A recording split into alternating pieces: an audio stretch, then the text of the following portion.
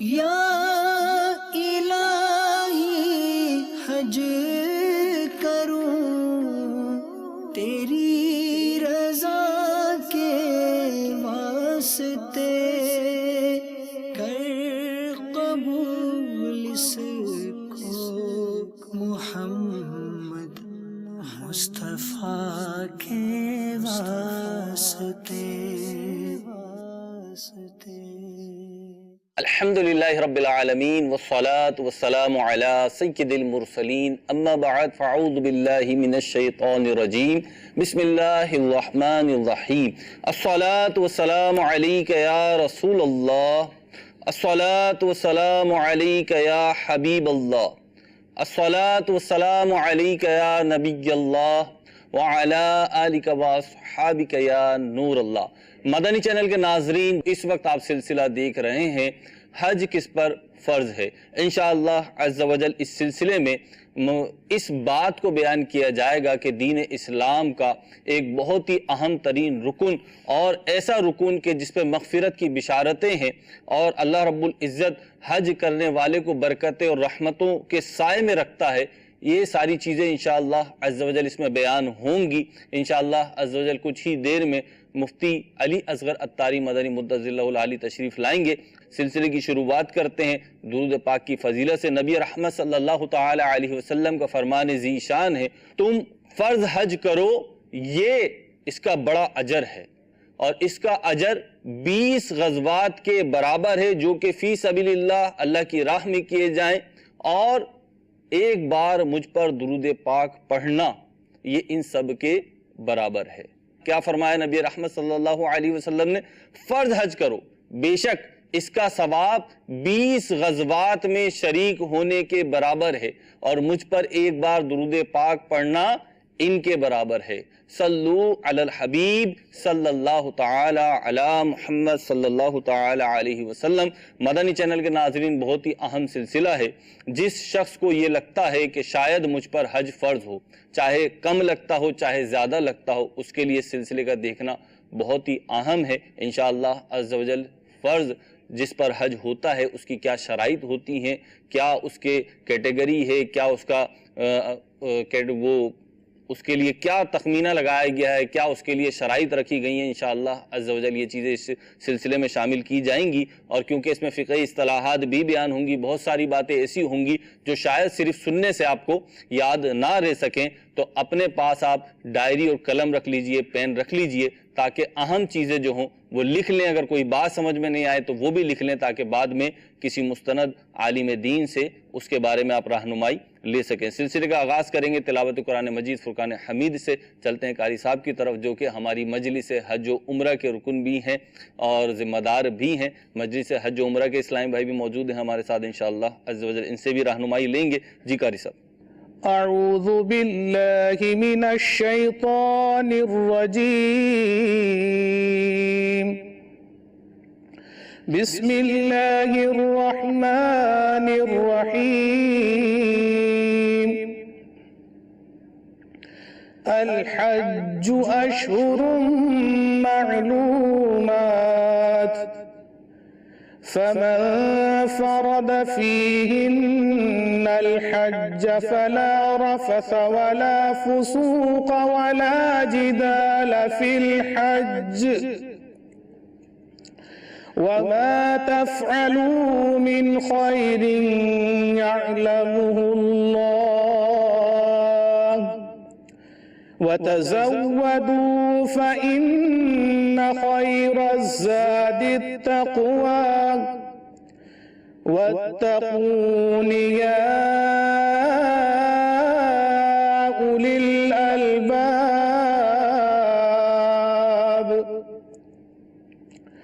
ليس عليكم جناح أن تبتغوا فضلا من ربكم، فإذا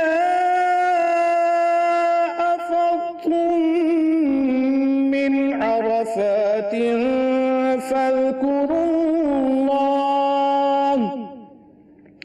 فاذكروا الله عند المشعر الحرام، فاذكروه كما هداكم وإن كنتم من قبله لمن الضالين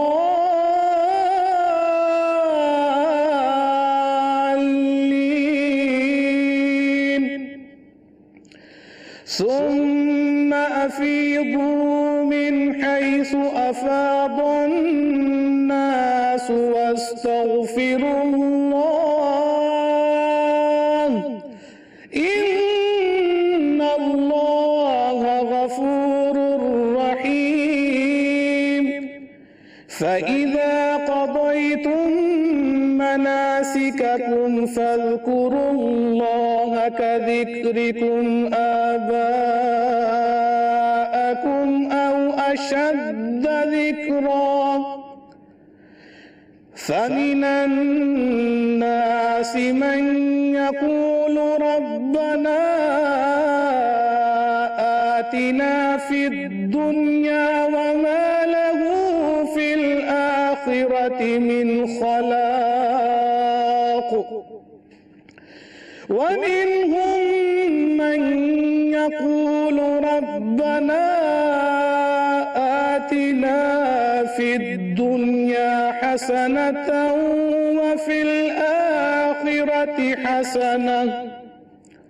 وفي الآخرة حسنة وقنا عذاب النار أولئك لهم نصيب مما كسبوا والله سريع الحساب آمنت بالله صدق الله العظيم. بڑھتے ہیں نعت رسول مقبول صلی اللہ تعالی علیہ وسلم کی طرف. جی عبدالعظیم بھائی. صلی اللہ علیہ یا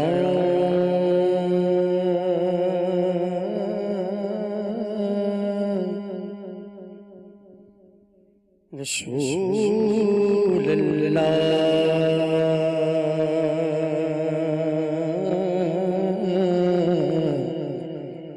وسلم علیک یا حبیب اللہ. شرف دے حج کا مجھے میرے کبریاء یا رب روانہ سوئے مدینہ قافلہ یا رب روانہ سوئے مدینہ قافلہ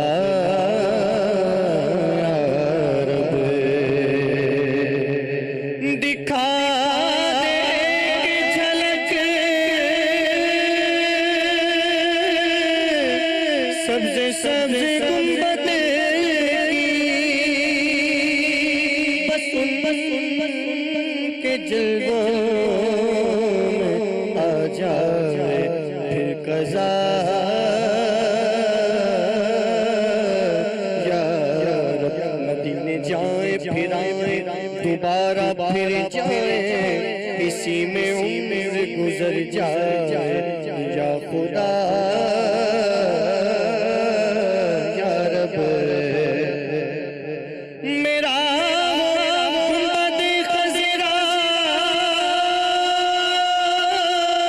کی ٹھنڈی ٹھنڈی چھاؤں میں رسول پاک کے قدموں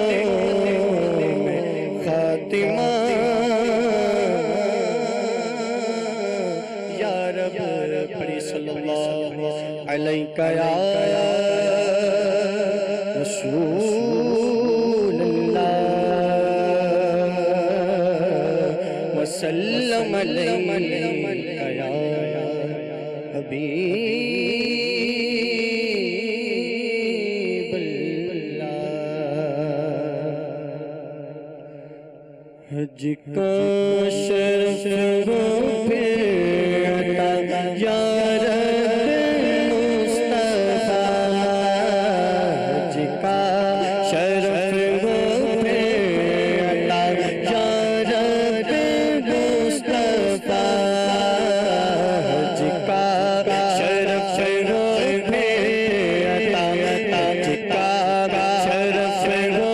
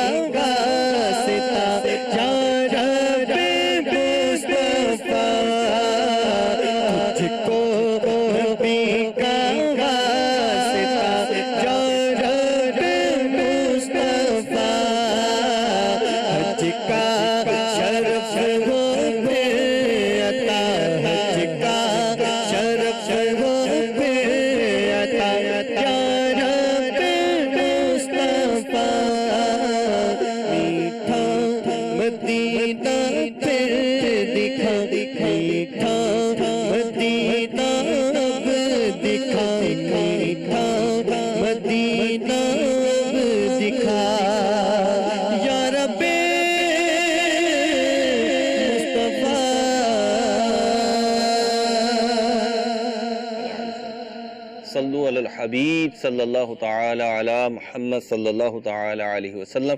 میٹھے میٹھے اسلامی بھائیوں اور مدنی چینل کے ناظرین، کچھ فرامین مصطفیٰ صلی اللہ تعالی علیہ وسلم سلسلے میں شامل کرتے ہیں۔ نبی رحمت شفیع امت صلی اللہ تعالی علیہ وسلم نے ایک بار خطبہ ارشاد فرمایا اور فرمایا، اے لوگوں، تم پر حج فرض کیا گیا، لہٰذا حج کرو۔ ایک شخص نے عرض کی، کیا ہر سال یا رسول اللہ صلی اللہ تعالی علیہ وسلم؟ حضور صلی اللہ تعالی علیہ وسلم نے سکوت فرمایا، یعنی خاموشی اختیار فرمائی۔ انہوں نے 3 بار یہی کلمہ کہا کہ کیا ہر سال حج فرض ہے؟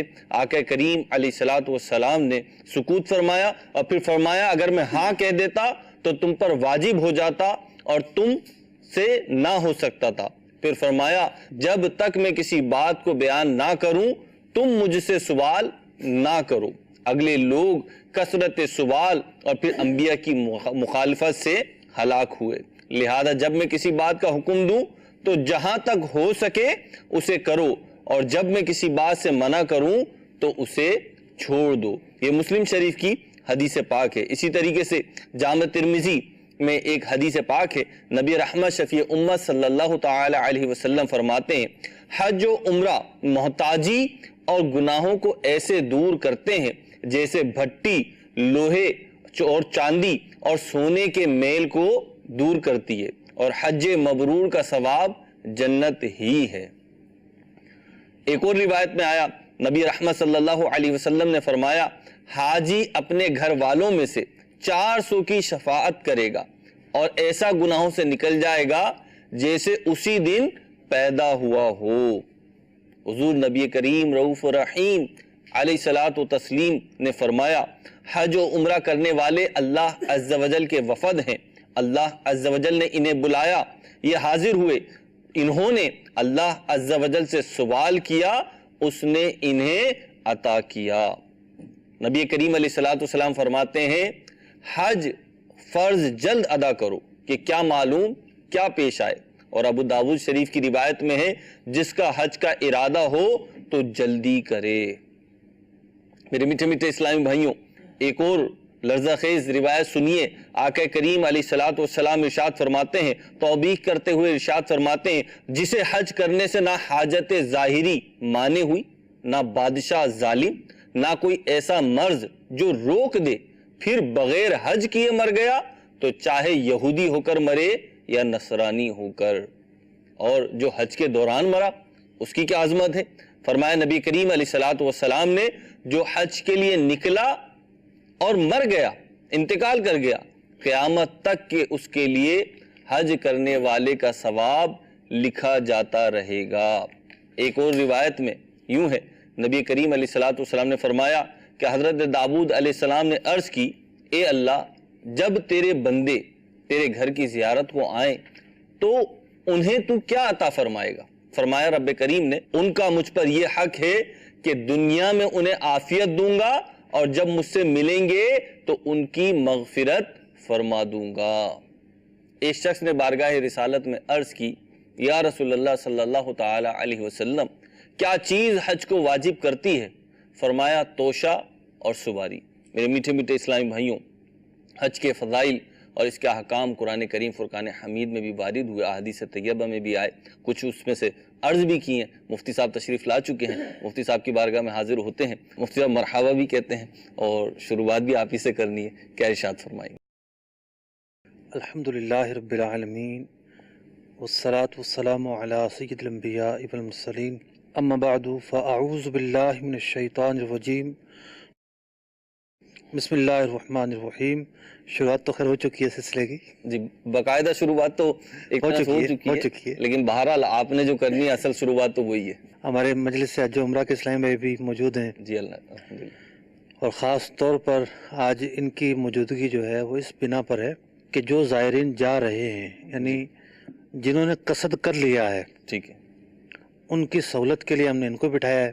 جی جو قصد کرنے میں ابھی شش و پنچ میں ہیں، جی اس کے لیے میں حاضر ہوں ٹھیک ہے، کہ حج جو ہے فرض ہوا یا نہیں ہوا۔ شرعی حوالے سے لوگوں کے ذہنوں میں سوالات ہوں گے، حج فرض ہونے کے تعلق سے میں شرائط بھی بیان کرتا چلوں گا، رفتہ رفتہ جو ہے وہ شرائط بیان ہوتی رہیں گی.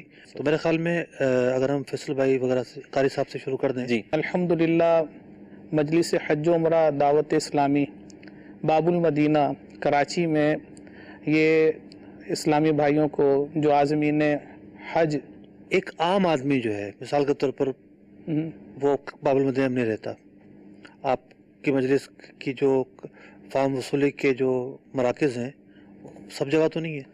جی ایسا نہیں ہے، اس میں کچھ مخصوص شہر ہیں. ایک تو باب المدینہ کراچی میں ہے، صحیح. زمزم نگر حیدرآباد میں ہے، جنیدی کابینات میں ہمارے سکھر میں ہو رہا ہے، رحیم یار خان سردار آباد یعنی فیصل آباد میں، مرکز الاولیاء لاہور شریف میں، صحیح. گجرانوالا راول پنڈی اور مدینہ الاولیاء ملتان شریف میں مجلس حج و عمرہ کے تحت الحمدللہ حج معاونت کا سلسلہ جاری ہے. تو آپ جو معاونت کر رہے ہیں آپ کے پاس لوگ آ کے کیا کرتے ہیں اور آپ ان کے لیے کیا کرتے ہیں؟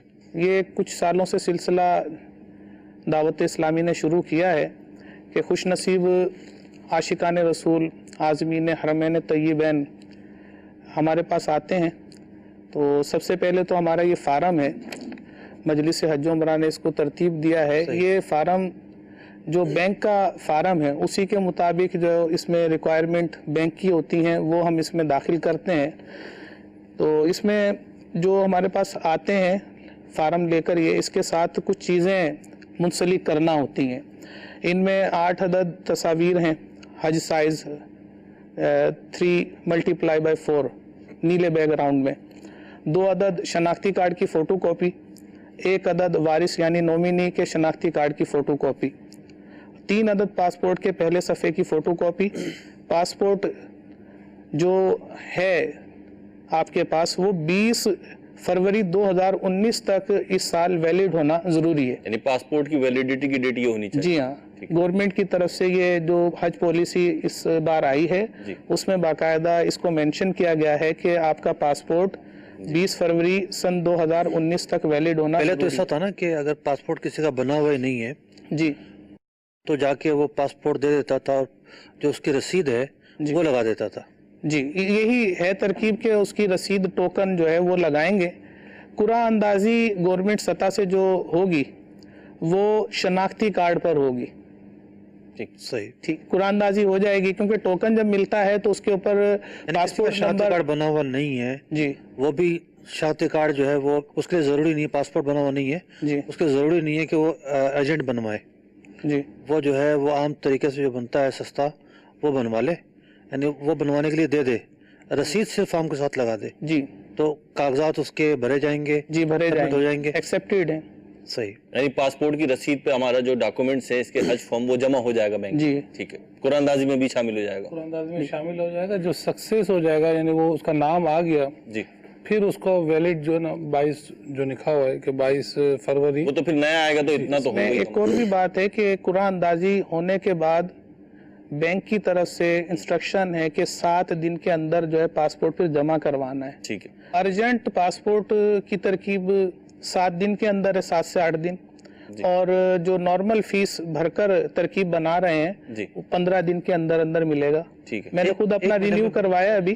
ایک مہینے بنتا ہے 15 دن میں. 15 دن 15 دن 15 دن میں. جی 15 دن اس کی ڈیٹ ہے. یہ ورکنگ ڈیز اس میں شامل ہیں، 15 ورکنگ ڈیز.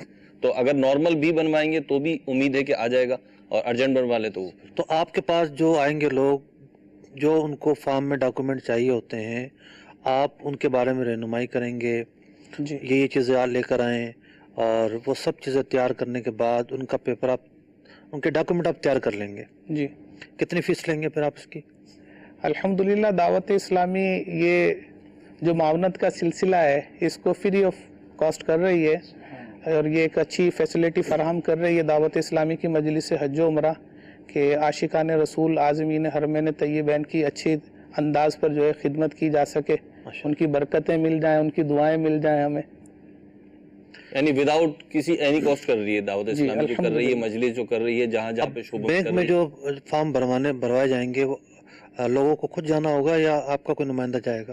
اس میں ترکیب یہ ہے کہ جیسا کہ میں نے عرض کیا یہ فارم ہے، اس کے ساتھ یہ چیزیں اٹیچ کرنے کے بعد ہمارے پاس آ جاتی ہیں. ہم اپنا ایک سافٹ ویئر ہے اس پر گروپ پورا کریٹ کرتے ہیں. ایک گروپ 2 سے لے کر 14 افراد تک का होता है। इसमें हम कोशिश करते हैं कि ग्रुप हमारा जो है वो 8 से 10 या 10 से 12 तक का बने।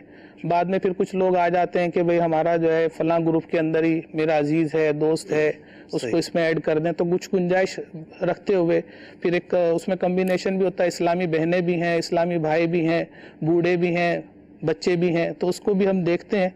फिर साथ ही साथ सारे बूढ़े एक साथ ना हो, जी इसका ख्याल रखते होंगे, जी इसका ख्याल जुले अफराद हों ताकि वो जी। एक दूसरे का साथ दे सकें। जी। इसी तरह हम ये भी देखते हैं कि उनकी ज़बान और इलाका कैसा है, यानी जितनी मुमासलत उनमें पाई जाए, जितनी कुर्बत पाई जाए, उस हिसाब से जो है आप तरतीब देते उनकी आपस में ज़हनी हम फॉर्म जमा करवाने खुद जाना पड़ेगा उनको? जी ऐसा नहीं है, हम ग्रुप बना लेते हैं। ग्रुप बनाने के बाद कुछ सिलेक्टेड हमारे बैंक हैं, उन बैंक में हम खुद जो है ये पूरा ग्रुप बनाने के बाद उनके हैंड ओवर करते हैं। वो एज इट इज़ उसी ग्रुप को उसी अंदाज पर गवर्नमेंट की जो वेबसाइट है मोरा की, उस पर अपलोड करते हैं। सही। इसकी तरकीब इस तरह से है। यानी उसे खुद आने की जरूरत नहीं है, आप जमा करा देंगे उसका फॉर्म, यही हो गया ना बात। फिर वो बैंक से कॉल आएगी, जिन साहब ने जमा करवाया उनको कॉल आएगी और बैंक वाले अपना मुकम्मल तरीकाकार बताएंगे कि पे ऑर्डर की तरकीब क्या, किस टाइटल से होगी। जैसे कि मिसाल के तौर पहली पर दफा जो आप जमा करवाएंगे आप पे ऑर्डर वसूल नहीं करते? नहीं, हम ये पैसे का लेन देन जो है वो सारा बैंक के तरीकाकार के मुताबिक बैंक में ही होता है, यानी आपके पास ना कुछ चेक जमा होंगे ना पे ऑर्डर जमा कुछ होगा? भी नहीं होगा। कुछ भी नहीं होगा। सही।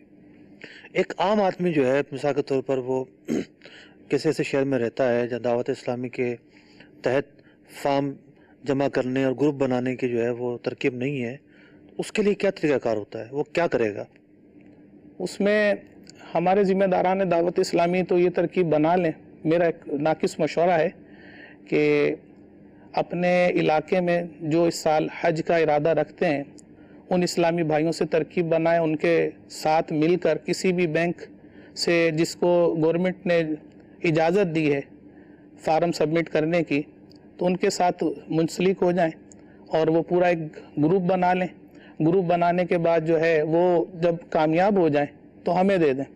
असल तो ग्रुप बनाने का मकसद ये है कि दावत इस्लामी के ज़िम्मेदारान और आम जो मुहिब्बीन हैं दावत इस्लामी के, बहुत बड़ा फ़ायदा होता है। मैं आपसे अर्ज़ करूँ, सफ़र के अंदर अगर आपको साथी ऐसा मिल गया जो आपके मिजाज से मुताबिकत नहीं रखता, आपका हम ख्याल नहीं है, तो बड़ी आजमाइश हो जाती है। सही ये बात तो बहुत बड़ी नेमत है कि हम ख्याल लोग, हम मिजाज लोग, हम मशरब लोग जो हैं वो एक साथ जो है वो ग्रुप बना के एक साथ सफ़र कर रहे होते हैं और किसी किस्म की जो है बदमज़गी के इम्कानात नहीं होते, वरना तो बहुत सारे मामला हो जाते हैं। सबसे बड़ा जो मामला होता है वो पर्दे के ताल्लुक से होता है कि जब हम मिजाज लोग नहीं हैं तो वो कंप्रोमाइज़ का मूड नहीं रखते। मिसाल के तौर पर जो है वो समझदार लोग होंगे तो ये कहेंगे कि चलो ऐसा करते हैं कि लेडीज़ को अलग कर देते हैं, मर्दों को अलग कर देते हैं। हम मिजाज नहीं होंगे तो पता नहीं क्या करेंगे, कैसे करेंगे, काफ़ी मुश्किलात होती हैं वहाँ पर भी जाके, बाकायदा कोई गाइड नहीं होते। और ग्रुप लीडर भी बस बना तो दिया जाता है लेकिन बस वो एक खाना पूरी होती है, वरना ग्रुप लीडर कोई ट्रेंड थोड़ी होता है, ना कोई शराइत हैं कि जनाब इस शराइत पे जो आदमी पूरा उतरेगा वो ग्रुप लीडर होगा, ऐसा भी नहीं है। मेरा सवाल ये था कि एक आम आदमी जब उसको फॉर्म भरवाना है वो बैंक में डायरेक्ट जाएगा?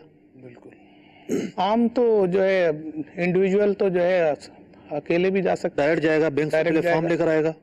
हाँ, वो फार्म लेकर आएगा और बैंक वाले फिर वो ग्रुप क्रिएट करते हैं। अब उनका जो बैंक कॉम्बिनेशन वाले फार्म उसके हाथ में देंगे या वहीं बिठा के पूरा बैंक में करवाएंगे? ये चीजें लेके जाएंगे जो हमने इनको बताई है, सही है, तो ये चीजें लेके वहाँ बैंक में भी एक काउंटर बना हुआ है सही है। कि 24 से पहले वो जमा करने जाएंगे तो बैंक के जो एम्प्लॉय होंगे वो उनका फॉर्म फिलअप सारा वो करेंगे, वहीं बैठ के उसको फॉर्म फिल करना पड़ेगा करना पड़ेगा। और उसके लिए आसानी होगी। जी जी। और फिर वो यानी पाकिस्तान में या दुनिया में कहीं भी, जैसे पाकिस्तान का हम बात कर रहे हैं। फिर वजारत हज की वेबसाइट पर बैंक जो है अपलोड करेगा उसका डेटा। जी बिल्कुल। फिर वो शख्स जो है वो पैसे कब जमा करवाएगा? वो चाहे तो वहीं से पूछ ले किस नाम, जिस बैंक से जमा कर रहा है तो ड्राफ्ट उसी नाम से उस टाइटल से बना के सेम डे जमा करा दे, दूसरे दिन जमा, जैसे इसको सहूलत। यानी कागजात और रकम जमा करवाने में गैप आ सकता है? बिल्कुल आ सकता है। अच्छा, ये तो नहीं होगा कि जनाब इसका रिकॉर्ड में ये चीज़ आ जाएगी कि इसने पैसे जमा नहीं वो करवाए? अपलोड नहीं करेगा, अच्छा फॉर्म अपने पास सबमिट कर लेगा, जब उसको ड्राफ्ट देंगे फिर वो मतलब अपलोड करेगा। अच्छा, ड्राफ्ट ऐसे तो हर कोई आगे सिर्फ फॉर्म ही सबमिट कर लेगा, सही वो नहीं सही। करेंगे ना। कॉल्स की तरफ बढ़ेंगे, उससे अब कॉल्स लेते हैं और फिर आपकी तरफ चलते हैं मदनी चैनल के नाज़रीन की। जी पहली कॉल दीजिए। میرا نام محمد جاز رضا اتاری ہے، میں سردار آباد سے بات کر رہا ہوں۔ میرا مفتی صاحب سے یہ سوال ہے کہ حج فرض ہونے کے لیے کتنا نصاب ہونا چاہیے؟ ٹھیک ہے جی، مفتی صاحب پہلا ہی سوال جو ہے وہ حج فرض ہونے کے لیے کتنا نصاب ہونا چاہیے؟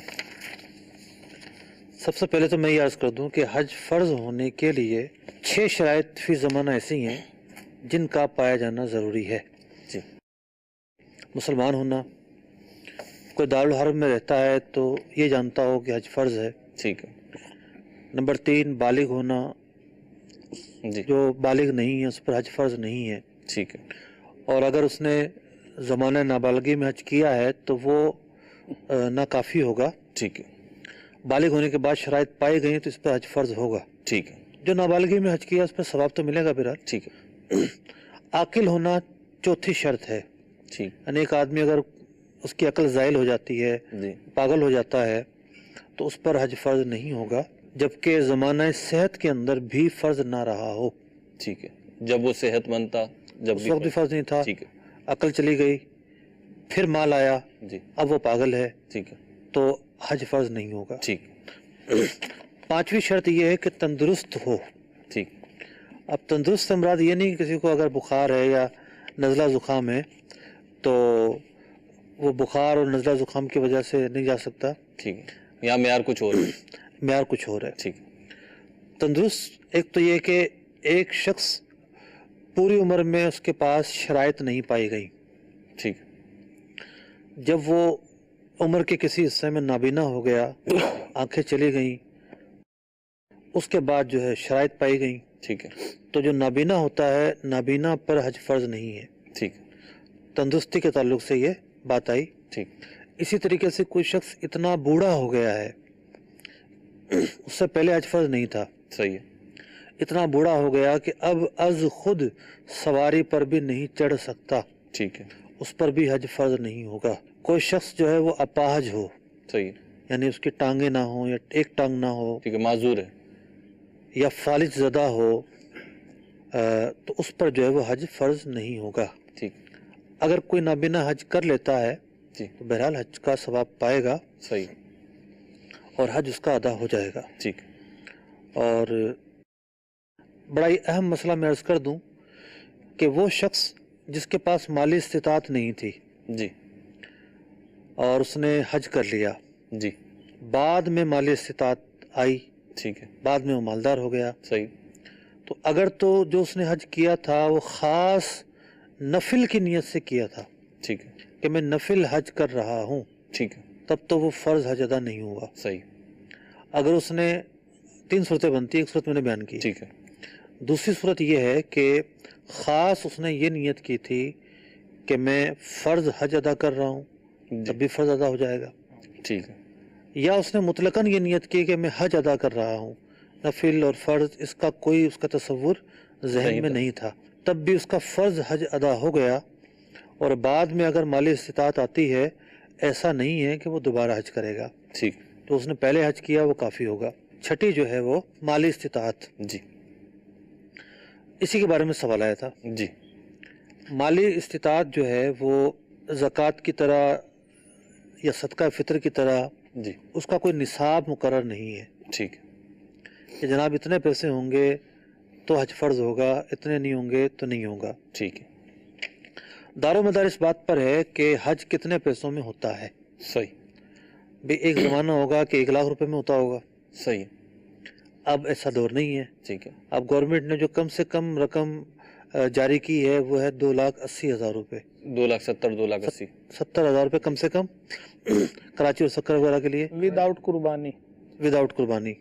قربانی کے 400 ریال کم از کم ہوں گے 13,000 تو 12,000 روپے تقریباً یہ ہو گئے، اور گورنمنٹ اسکیم میں کھانا ہوتا ہے، انکلوڈ ہے، اچھا کھانا رہائش سب انکلوڈ 1-2 سال سے کھانا شروع ہوا ہے شاید، فوڈ مسٹ ہو گیا۔ اچھا، یعنی یہ کہہ سکتے ہیں ہم کہ 2,90,000 کم از کم تو چاہیے، کم از کم لازمی طور پر۔ ایک تو یہ رقم، پھر فقہائے کرام نے ہر شخص کی ضروریات کا یہ بھی خیال رکھا ہے کہ اس کے پیچھے اتنی رقم بھی ہو کہ اس کے گھر والے اس کے غیر موجودگی میں کھانا پینا کر سکیں، ٹھیک ہے، اپنی ضروریات جو ہیں بنیادی اس کے لیے بھی اخراجات ہوں. یعنی گھر کی ضروریات زندگی جو ہیں وہ بھی موجود ہیں. گھر کی ضروریات زندگی. ٹھیک ہے, ضروری. ٹھیک ہے نا. تو ورنہ ضروریات زندگی تو ایک عام لفظ ہے, ٹھیک بہت ساری چیزیں اس میں سمجھی جاتی ہیں. ٹھیک. تو اگر کسی کے پاس ذاتی حیثیت میں اپنی ملکیت میں جی اتنے پیسے ہیں, اس پر حج فرض ہو جائے گا. بعض اوقات ایسا ہوتا ہے کہ بیوی کے پاس اتنی مالیت ہوتی ہے, جی یعنی زائد وہ قرض سے فارغ ہو, جی حاجات اصلیہ سے فارغ ہو, ٹھیک مطلب قرضہ نہ ہو, قرضے سے نکال کر مثال کے طور پر عورت کے جو زیورات ہیں جی یہ ضروریات زندگی میں نہیں ہیں, صحیح. یہ زینت میں آتے ہیں. ٹھیک ہے. تو بعض اوقات عورت پر جو ہے وہ اتنے زیورات ہوتے ہیں, کچھ اس کے پیسے جمع ہو چکے ہوتے ہیں, اس پر حج فرض ہو جاتا ہے, شوہر پر نہیں ہوتا. ایسے ہی. تو ہر شخص کی انفرادی حیثیت کا اعتبار ہے ٹھیک کہ ہر ایک کے اکاؤنٹ کو دیکھا جائے گا. بعض اوقات بیٹے پر فرض ہو جاتا ہے, باپ پر فرض نہیں ہوتا. لوگ یہ سمجھتے ہیں کہ ہم اکیلے کیسے چلے جائیں ماں باپ کے بغیر, جی حالانکہ ان کی مالی حیثیت کے اعتبار سے حج فرض ہو گیا تو ان کو جانا پڑے گا, کیونکہ حج کا معاملہ انفرادی ہے, ٹھیک ہے, کسی کے ساتھ جڑا ہوا نہیں ہے صحیح. کہ جب اس پر فرض ہوگا تب آپ پر فرض ہوگا, ٹھیک ایسا نہیں ہے.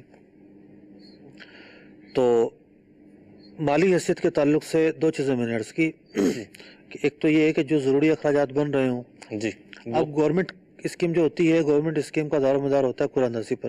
جی کئی ایسے لوگ میں نے دیکھے ہیں جنہوں نے 2 دفعہ بھروائے, فارم نام نہیں آیا. جی تو اب اگر گورنمنٹ اسکیم میں نام نہیں آتا جی تو مایوس ہو کر نہیں بیٹھا جائے گا, بلکہ پرائیویٹ اسکیم میں جانے کے پیسے ہیں تو پھر پرائیویٹ اسکیم میں کوشش کرنا یہ فرض ہوگا.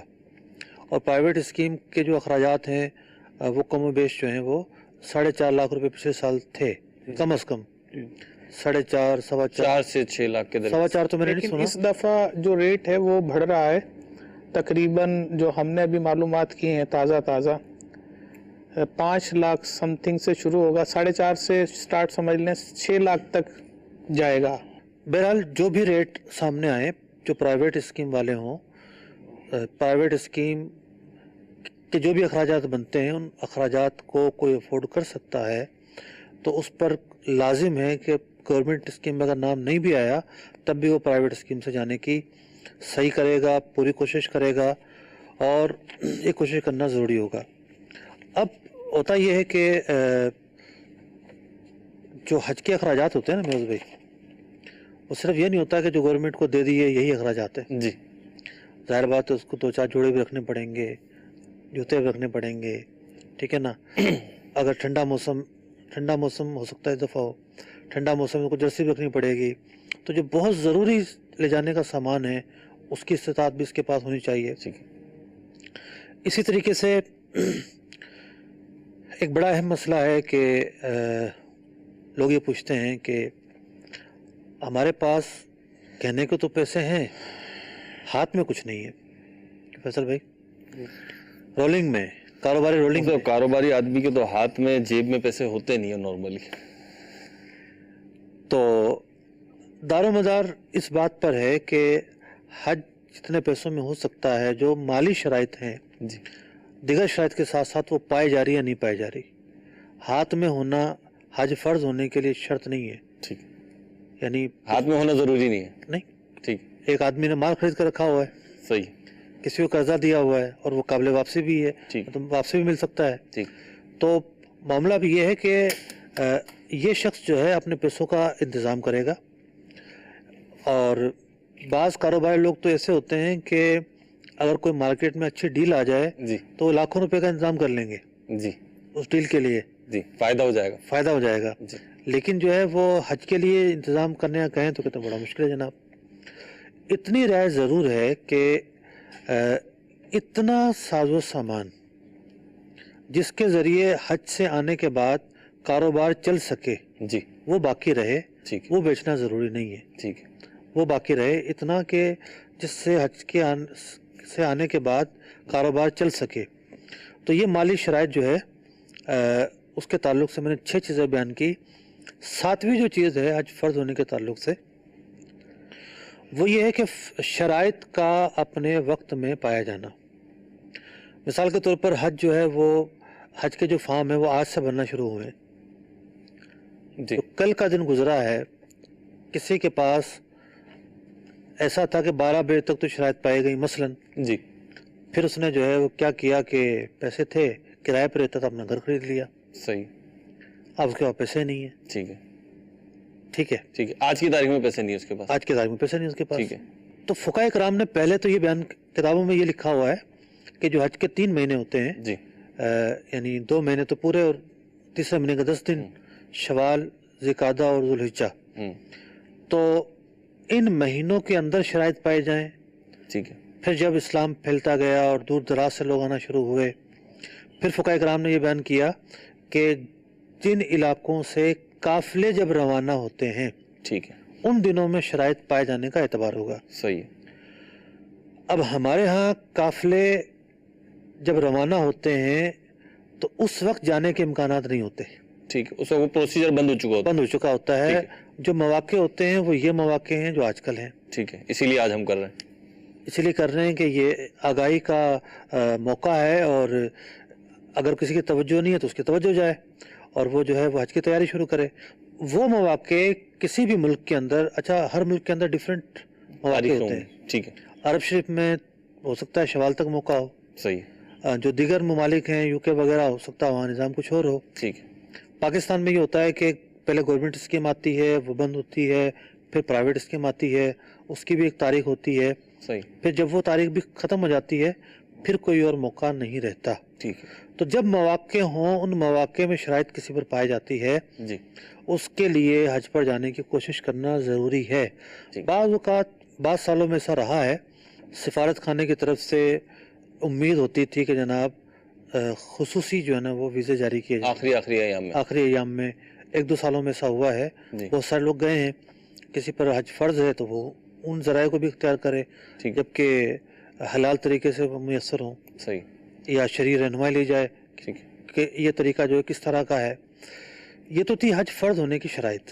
ठीक है, अब इस तस्वीर का एक दूसरा रुख भी है कि हज फ़र्ज़ हो गया, ठीक है, मिसाल के तौर पर कोई खातून है, उस पर हज फ़र्ज़ हो गया, जी, लेकिन उसके साथ महरम नहीं है, या वो खातून इद्दत में है, ठीक है, तो उसके लिए हज पर जाना वाजिब नहीं है, ठीक, उस खातून के लिए, उस खातून के लिए। ठीक है, या कोई एक ऐसा शख्स है कि जिस पर हज फ़र्ज़ हो चुका था, जी, हज फ़र्ज़ होने के बाद वो बूढ़ा हो गया है सही, या नाबीना हो गया है, ठीक है, बूढ़ा भी इतना कि खुद सवारी में ना सवार हो सकता हो, ठीक है, या नाबीना हो गया है, औरत तो इंतज़ार करेगी सही है, महरम का, सही, और अगर वो महरम का खर्चा उठा सकती है तो उस पर लाजिम है कि महरम के खर्चे का भी इंतज़ाम करे, ठीक है, तो वो तो इंतज़ार करेगी या एहतमाम करेगी साथ ले जाने का। ठीक है, लेकिन जो दूसरी कैटेगरी के लोग हैं जो जा ही नहीं सकते, जिनके लिए सफ़र करना मुमकिन ही नहीं है, ठीक है, तो ये अपने पास अपनी तरफ से किसी और को हज बदल के लिए भेजेंगे। मुझसे 2 सवाल मेरे पास भी आपकी गुफ्तगू जी, से रिलेटेड, जी। और हमारे पास जो मदनी चैनल के नाजरीन हैं इनकी भी काफ़ी कॉल्स हैं। एक तो ये कि आपने जो तिजारत के हवाले से फरमाया, तो इसमें जो इंस्ट्रूमेंट्स होते हैं, जो मशीनें होती हैं, कारखाना वगैरह है, फैक्ट्री है या छोटी सी भी दुकान है, तो उसके अंदर जो ऐसी चीज़ें हैं जो बतौर आले के इस्तेमाल होती हैं, क्या उनकी वैल्यू का भी एतबार होगा? देखें, हाजात में शुमार किया है वैसे तो फुकाए कराम ने ठीक है, आलात को, ठीक है, तो आलात देखे जाते हैं कितने हैं, कम है या ज़्यादा हैं, ठीक है, हो सकता है कुछ हालात से काम चल सकता हो, कुछ ज़ायद हो। सही है। इसमें फिर शरई रहनुमाई ले लिया जो कैफियत हो। दूसरी बात ये मुफ्ती महरम का जो आपने फरमाया कि खातून जो है वो महरम ही के साथ जाएगी, तो अब महरम सिर्फ भाई या बेटा होगा या इसकी कुछ तफसील है?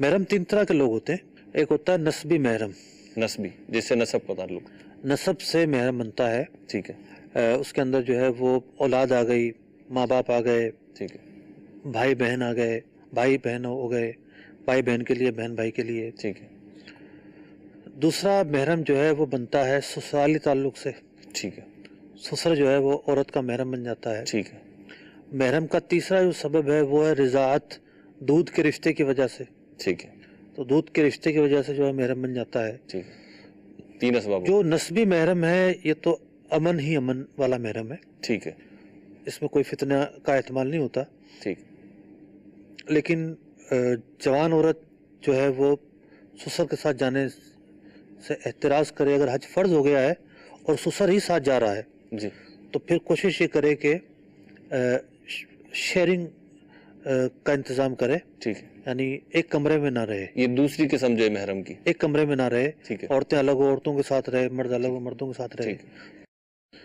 जो रज़ाई महरम होता है जी, वो भी महरम तो होता है, लेकिन बहरहाल वो इस दर्जे का महरम नहीं होता कि उस पर इत्मीनान किया जाए ठीक है, नसब सबका। ठीक है, अब ये तो मसला वहाँ दरपेश होगा कि जब कोई शख्स ये कहे कि जी ये सूरत हाल है, अब इसके अलावा कोई है ही नहीं, ठीक है, फिर उस मामले उस पे को गौर किया जाए। देखा जाएगा। शौहर जो है वो महारिम में शुमार नहीं होता, उसका शौहर का शुमार महारिम में नहीं होता, महारिम में नहीं होता, नहीं लेकिन होता। यही वजह है कि जब तलाक दे दे वो जी, बीवी उसके लिए हराम हो जाती है। सही, महरम तो वो होता है कि जिससे निकाह हमेशा हमेशा के लिए रहा हूँ। निकाह हराम हो और उसके ख़ास पर्दे के काम होते हैं। जी, शौहर महरम से एक एतबार से एक दर्जा आगे है ठीक है, और एक एतबार से एक दर्जा पीछे है। ठीक है, जब निकाह हो जाता है तो औरत का जो सबसे करीबी ताल्लुक़ होता है वो शौहर से ही होता है। सही, यहाँ तक कि शौहर की जो इताअत है औरत के लिए वो माँ बाप से भी बढ़कर दर्जा रखती है। ठीक है, लेकिन इस्तिलाहन जो एक डेफिनेशन है जी जी, उसके एतबार से शौहर को महरम नहीं कहेंगे, कुछ और कहेंगे मुझसे? शौहर कहेंगे। शौहर कहेंगे, ठीक है जी। कॉल्स की तरफ मुझसे कुछ बड़े कुछ कॉल्स एक साथ ले लूँ मुझसे, 2 3 4 कॉल? जी बिल्कुल, ठीक है, कॉल्स दीजिए। जी मेरा ये सवाल है, मैं अरब इमारात में काम करता हूँ, तो अभी मुझे छुट्टी नहीं मिली पाकिस्तान आकर एप्लीकेशन देने की और पासपोर्ट जमा करवाने के लिए, क्योंकि हज के लिए पासपोर्ट जमा करवाना पड़ता है 5-6 महीने पहले। तो इसलिए मेरा जो यहाँ पे काम करता हूँ कंपनी मुझे छुट्टी नहीं दे रही जाने के लिए, तो इस सूरत मुझे क्या करना चाहिए? हालांकि हज करने की इच्छा रखता हूँ मैं भी। ठीक है जी, आपका जवाब देते हैं, अगली कॉल दीजिए। जी मैं हाजी मोहम्मद जुबैर सिद्दीकी बोल रहा हूँ फैसलाबाद से। सर जी। मेरा सवाल ये था कि मैं हज बल का इरादा रखता हूँ नबी जी वसल्लम की तरफ से हज बल करने का, तो उसके मतलब क्या है, तो मैं कर सकता हूँ? ठीक है जी, अभी इसका भी जवाब लेते हैं मुझसे, अगली कॉल दीजिए। इस सिलसिले में हज किस पर फर्ज है, इसमें सवाल अर्ज ये है कि जिसके पास 2 लाख रुपए अपने पास हो और उसने तीसरी कमेटी यानी 1 लाख रुपए वाली शुरू की हुई हो, तो क्या उस पर हज फर्ज है या नहीं? ठीक है जी, अगली कॉल दीजिए। मेरा मुफ्ती साहब से सवाल ये है कि मेरे वालिद साहब सऊदीया में मुकीम थे और मैं तकरीबन 14 साल की उम्र में वहाँ गया, तो वो मुझे हज पे ले गए थे अपने साथ उस साल। तो मैं सवाल ये है कि मैंने उनके साथ अरकान में बाकी अरकान में शामिल था, लेकिन कंकरियाँ वगैरह में मैंने नहीं मारी, तो क्या इस तरह मेरा हज हुआ या नहीं? ठीक है जी, जी मुफ्ती आखिरी सवाल से शुरू कर लेते हैं। जी 14 साल की उम्र में ये गए, जी, 14 साल की उम्र, उनके वालिद वहाँ काम करते थे, कंकरियाँ नहीं मारी इन्होंने। 14 साल की उम्र में ये बालिग थे या नहीं, ठीक है, ये इन्हीं को पता हो। डिपेंड इस बात पर करता है। अगर ये बालिग थे तो हज अदा हो गया। ठीक है, कंकरियाँ मारना जो है वो हज के वाजिबात में से है। ठीक है, कंकरियाँ ना मारने की वजह से दम इन पर लाजिम होगा, लेकिन जो हज के फ़राइज़ हैं वो अदा हो गए तो हज अदा हो जाएगा। मतलब अभी ने चाहे जितना भी अरसा हो गया हो। इस्लामी तारीख के एतबार से अगर किसी की उम्र 15 साल हो गई हो जी, तो बालिग होने की अलामतें ज़ाहिर हों या ना हों वो शख्स बालिग ही होगा। ठीक है, तो लेकिन अगर 15 साल इस्लामी हिसाब से उम्र भी नहीं हुई थी और बुलूगत के आसार भी ज़ाहिर नहीं हुए थे तो बालिग नहीं होगा आदमी। और जो नाबालिगी में हज किया जाए वो हज अदा यूँ इन मानों में होता है कि वो एक नेक अमल है ठीक, फर्ज अदा नहीं होगा और वो मतलब कि मौका कबूलियत रखता है, लेकिन फ़र्ज़ हज अदा नहीं होगा नाबालिगी में किए हुए हज की बिना पर। अब अगर दोबारा इस्तिताअत होती है, शराइत पाई जाती हैं, तो इनको हज करना पड़ेगा। ठीक है, इससे पहले सवाल किया था कि 2 लाख रुपए पास हैं, 1 लाख की कमेटी डाली है। तो देखिए कमेटी तो डलती है किस्तों में जी, यानी अगर 1 लाख की कमेटी 1 साल की है तो 1 साल में आप 1 लाख रुपए डाल पाएंगे। ठीक है, अगर आपने 2 किस्तें भरी हैं तो 10,000 रुपये 10,000 रुपये भर रहे हैं तो 20,000 रुपये आपने डाले होंगे। 3 किस्तों में 30,000 डाले होंगे, ठीक तो कमेटी में जो पैसे आप जितने आपके डलते हैं वो आपकी रकम होगी। सही अगर किसी की पहली कमेटी निकल आती है जी, तो भाई पहली कमेटी में पहली किस्त तो इनकी है, ठीक है, 10,000 10,000, फर्ज हम कर लेते हैं, जी। 10,000, लेकिन जो बकाया रकम है वो लोगों की है, ठीक है, 90,000 जो है वो उधार है, जो दे वो रहे हैं। उधार है। तो वो मैंने शुरू में अर्ज किया था कि माली इस्तात के अंदर हज फर्ज होने के ताल्लुक से इस बात को देखना है कि कर्ज को निकाल कर क्या बचता है। दूसरों की रकम थी वो तो उसको निकाल कर जो बाकी बचा वो नाकाफ़ी है। हाँ, अगर कोई जाना चाहता है इस रकम से हज करने के लिए तो वो जा सकता है। ठीक, बाद लोग ये सवाल करते हैं कि कर्ज लेकर हज हो सकता है या नहीं हो सकता। यहाँ पर 2 मामलात हैं, एक है सवाल करना और एक है कर्ज लेकर हज को जाना। ठीक है, सवाल ये होता है कि लोग ये कहते हैं जी हमें स्पॉन्सर कर दें, हमें हज पर भेज दें, ठीक। हम आपके एहसानमंद होंगे, ये सवाल करना है। ठीक है, और सवाल करना हलाल नहीं है। तो हज के लिए, सवाल करना बहुत ही ज़रूरी मौके पर हलाल है, ठीक है, यानी मिस्कीन के लिए सवाल हलाल है, ठीक है, लेकिन इसके अलावा सवाल हलाल नहीं है। सवाल की मजम्मत बयान की गई है, सवाल मांग करने वाला भिखारी शुमार किया जाता है और वो अपने आप को भी ज़िल्लत पर पेश करता है और लोगों के ताल्लुक से भी मुख्तलिफ बातें बनवाता है। तो जब आप पर हज फ़र्ज नहीं है तो फिर आप सवाल क्यों कर रहे हैं? फ़र्ज भी हो तब भी तो हलाल नहीं है कि आप सवाल कर कर जाएंगे, ठीक है, तब भी तो हलाल नहीं होगा। दूसरी सूरत यह है कि किसी पर मिसाल के तौर पर हज फ़र्ज हो गया है लेकिन हाथ में पैसे नहीं है, सही, तो वो कर्ज लेकर जाता है। ठीक है, कर्ज काबिल अदायगी रकम को कहते हैं। ठीक है, बाद लोग ये समझते हैं कि कर्ज हसना का मतलब ये है कि जो नाकाबिल वापसी हो, ऐसा नहीं है। कर्ज हसना उसे कहते हैं कि जो बग़ैर नफ़े के दिया जाए। 1 लाख रुपए दिए हैं तो 1 लाख रुपए ही लुटाए जाएंगे, ये कर्ज हसना है। ठीक है, 1 लाख रुपए दिए हैं ज़ायद लिए जाएंगे, ये सूदी कर्जा है। ठीक, तो हसना का लफ्ज़ सूदी कर्जे के ताल्लुक से उसका बयान होता मुकाबिल है, लाया जाएगा। बयान होता है। ऐसा नहीं कि कर्ज जो है वो ऐसी रकम है जो काबिल वापसी ना हो। ठीक है, कर्ज काबिल वापसी रकम है, कर्ज लेने की गुंजाइश मौजूद है। जो शख्स बासानी कर्ज उतार सकता हो उसके लिए कर्ज लेना मायूब भी नहीं है। तो कर्ज और सवाल अलग अलग चीज़ें हैं। तो अगर किसी कमेटी निकली है और वो समझता है कि मैं इन रकम से हज पर चला जाऊं, तो कमेटी के जो पैसे हैं वो ऐसा कर्जा होता है कि जिसका उतारना आसान होता है ठीक है, और इस पर बंदा अपने आप को शर्मिंदगी पर भी पेश नहीं करता। ठीक, एक दोस्ताना माहौल वाली बात होती जी, ये है, तो एक तरीकाकार चल रहा है। तो उसमें कोई हर्ज नहीं है। अगला सवाल ये था कि नबी अकरम अलैहिस्सलाम की तरफ से हज बदल करना चाहता हूँ।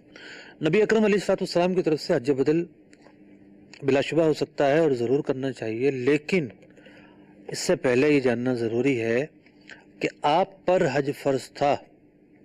अगर फ़र्ज था जी, तो क्या आपने वो कर लिया है? ठीक, अगर किसी पर हज फ़र्ज है और उसने अपना हज नहीं किया और वो नफली हज करना चाहता है, तो ये ऐसा ही है कि किसी पर कुर्बानी वाजिब है, वो अपनी कुर्बानी नहीं करता, नफली कुर्बानियाँ देता है। तो अपना फ़र्ज छोड़ के नफिल इख्तियार करना इसकी शरीयत मुताहरा इजाज़त नहीं देती। ठीक, तो ये ज़रूरी है कि आप जो हैं वो अगर अपना हज कर चुके हैं तो फिर आप बिलाशुबा आप हज बदल कीजिए। और हज बदल करने का जो आप हज बदल कर रहे हैं ये नफली हज बदल है। इसका तरीका ये है कि आप पूरा अपना हज अदा करें। नफली हज बदल का तरीका ये है, जी, आप पूरा अपना हज अदा करें, अपनी नियत करें, अपना तलबिया पढ़ें, अरकान जितने भी अरकान हैं तमाम को अदा करें और आखिर में उसका सवाब बारगाह रिसालत मआब सल्लल्लाहु अलैहि वसल्लम में पेश कर दें। तो ये करना होगा। उससे पहले सवाल ये था कि पासपोर्ट के लिए नहीं आ सकता। जी। जी फैसल भाई, खुद आना ज़रूरी है? इसकी कॉपियाँ दे दें नहीं, तो जो बिल- बैरून पासपोर्ट जो जमा कराएगा, पासपोर्ट बनवाना है मुझे, तो हाँ, उसके लिए तो जाना पड़ेगा। फोटो कॉपी पासपोर्ट बना हुआ नहीं है, तो अगर पासपोर्ट नहीं बना हुआ और किसी को बैरून मुल्क से आके बनाना है तो भी होगा, और उन्हें तो जमा करवाना है, पासपोर्ट की फोटो कॉपी से हो जाएगा।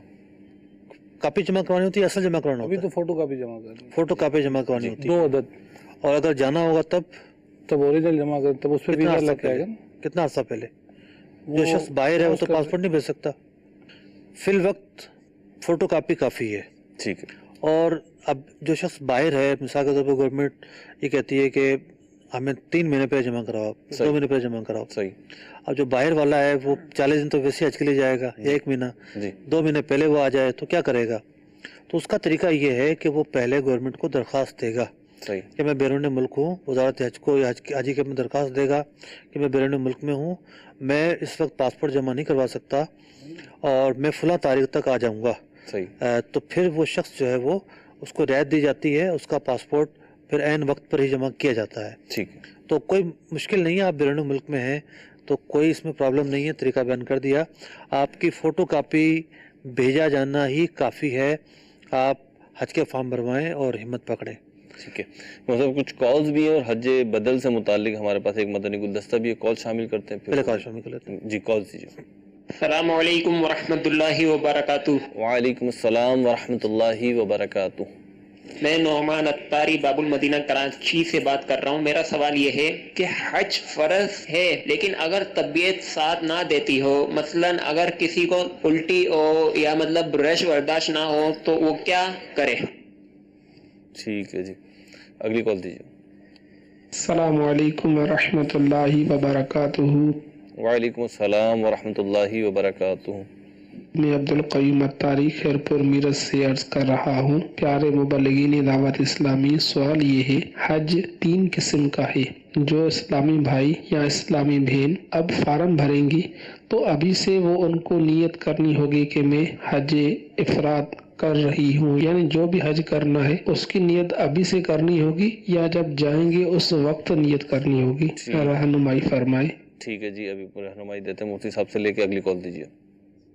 सैयद मोहम्मद शाहरुख अत्तारी हिंद अमानी काबीना के शहर बूंदी राजस्थान से अर्ज कर रहा हूँ। माशाअल्लाह महरोज भाई, आज का जो सिलसिला है हज किस पर फर्ज है, माशाअल्लाह बहुत प्यारा मौजू है। और महरोज भाई, मुफ्ती साहब की बारगाह मेरा सवाल है, कई इस्लामी भाई होते हैं उनसे कहते हैं कि अब तो माशाअल्लाह आप अल्लाह की तरफ से नवाजे गए हो, अच्छा पैसा है, अब तो हज कर लो। तो इस्लामी भाई कहता है कि अभी तो मेरा छोटा बेटा हुआ है, बड़ा बेटा हुआ है, बेटी भी है, इनकी शादी करूंगा, मेरे ऊपर से बोझ उतर जाएगा तब सोचूंगा। फिर दूसरा ये होता है कि वो ये भी कहता है अगर परेशानी में मुब्तला होता है तो ये तो कहता है कि मेरा तो हज यही हो रहा है, वहां जाकर क्या करूंगा। तीसरा सवाल ये मेरा ये है कि गैर महरम के साथ कोई इस्लामी बहन जिनके महरम ना हो वो हज करना चाहे तो वो कैसे करे? अब गैर महरम के साथ जा सकती है या नहीं, चाचा या भाई बनाकर? और अगर नहीं जा सकती तो फिर वो क्या करे इस सूरत में? इसकी रहनुमाई फरमा दीजिए। अस्सलाम वालेकुम वरहमतुल्लाहि वबरकातुहू। वालेकुम सलाम वरहमतुल्लाहि वबरकातुहू। शाहरुख भाई, आपने एक ही कॉल में 5-6 काम कर लिए हैं। भारत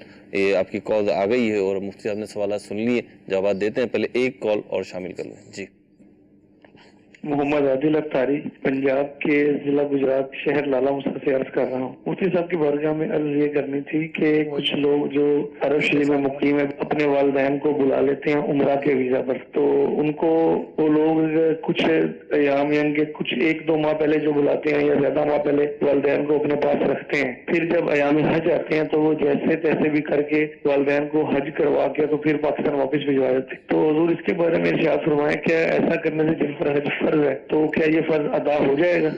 ठीक है जी, मुफ्ती साहब की तरफ बढ़ते हैं। आपकी जो कॉल है आदिल भाई, जज़ाकल्लाहु खैरा, इंशाअल्लाह मुफ्ती साहब से जवाब लेते हैं। जी, आखिरी सवाल से लेते हैं। जी, गैर कानूनी तौर पर अगर किसी ने हज किया है, यानी कि एक तो बाकायदा ज़ाब्ता होता है, यहाँ की वजारत और वहाँ की वजारत मिलकर एक प्रोग्राम बनाती है जी, और उसके अंदर होटल बुक होते हैं, खेमे बुक होते हैं और मुख्तलिफ मुअल्लिम या कंपनियों के ज़रिए सहूलियात लेकर ट्रांसपोर्टेशन लेकर हज किया जाता है। ये एक बाज़ाब्ता कानूनी तरीका है और इसके अलावा अगर कोई जाता है तो ख़ुद को कानून के ख़िलाफ़ वर्जी पर पेश करते हुए ज़िल्लत और रुसवाई पर पेश करता है। और इसके हवाले से हर साल यही खबरें आती हैं कि लोग पकड़े गए, जेलों में डाले गए, मुश्किलात हुई, एहराम भी उनके बज़ाहिर खोल दिए गए। सिर्फ चादर उतारने से तो एहराम नहीं खुलता, एहराम उसी वक्त खुलेगा जब उसके खोलने की शराइत पाई जाएंगी। लेकिन कोई शख्स जो है किसी भी तरह से पहुंच गया है अरफात और 9 ज़ुल्हिज्जा को ज़ोहर के बाद, ज़ोहर शुरू होने से लेकर फजर तक एक लम्हा भी वो अरफात में हालत एहराम में हज के एहराम में पाया गया तो उसका हज अदा हो गया। और हज का जो दूसरा फरीज़ा है तवाफ़ ज़ियारत, वो भी उसने अदा कर लिया। तो हज के 2 फ़राइज़ अदा कर लिए उसने, हज उसका हो जाएगा واجبات ادا کر لیے تو پورا حج ادا ہو جائے گا. تو غیر قانونی طریقے سے حج کرنا ایک برائی ہے, ایک غلط بات ہے, لیکن اگر حج کیا گیا ہے تو بہرحال فرض ادا ہو جائے گا, اور یہ طریقہ اختیار نہیں کرنا چاہیے. اس طریقے کو اختیار کرنے سے بچنا ضروری ہے. ٹھیک. دوسرا سوال ہمارے ہند سے جو اسلام بھائی تھے, جی شاہ رخ بھائی, ان کا ایک سوال تو یہ تھا کہ لوگ یہ کہتے ہیں کہ جی ہم نے تو اولاد کی شادی کرنی ہے, جی میں اسی میں کچھ اضافہ کروں تو یہ کہتے ہیں کہ جی ہم نے تو گھر بنانا ہے. جی گھر بنانا ہے, گاڑی, جو بھی اپنی ضروریات انہوں نے طے کی ہوئی ہیں. یعنی بہت سارے ایسی چیزیں بیان کی جاتی ہیں کہ جس کا تعلق حج کی رخصت سے نہیں ہوتا. ٹھیک. اولاد کی شادی جو ہے وہ ایسا عذر نہیں ہے کہ جس کی وجہ سے جو حج کا فریضہ ہے جی اس میں تاخیر کی اجازت ہو. حج جب فرض ہو گیا ہے تو بہرحال حج ادا کرنا پڑے گا, ٹھیک ہے, اور تاخیر کی گنجائش نہیں ہے. ٹھیک ہے. روایتوں میں یہ الفاظ ہیں, یعنی مفہوم عرض کر رہا ہوں جی کہ حج کرنے سے تو رزق میں برکت ہوتی ہے. ٹھیک ہے. حج کرو غنی ہو جاؤ گے. جی فرمایا نبی اکرم علیہ الصلوۃ والسلام نے, حج کرو غنی ہو جاؤ گے.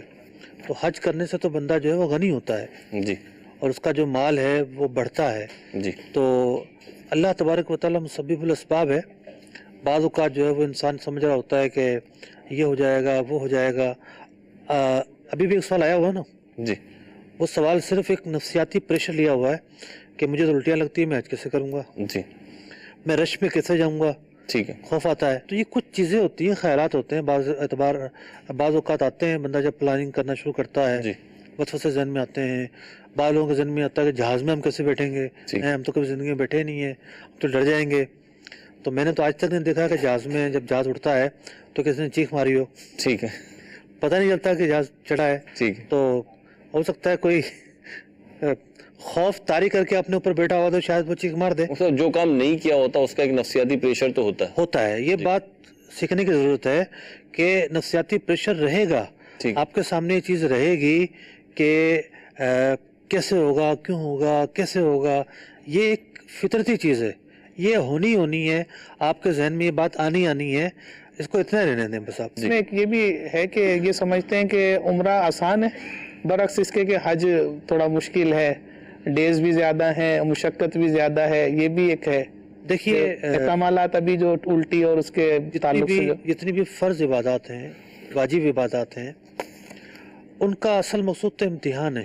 جی, جو نفلی عبادات ہیں وہ تو انسان کو مزید ترقی دیتی ہیں, لیکن فرض اور واجبات جو ہیں وہ امتحان ہے کہ بندہ اپنی ترجیح پر عمل کرتا ہے یا اللہ تبارک و تعالیٰ کے حکم پر عمل کرتا ہے. ٹھیک.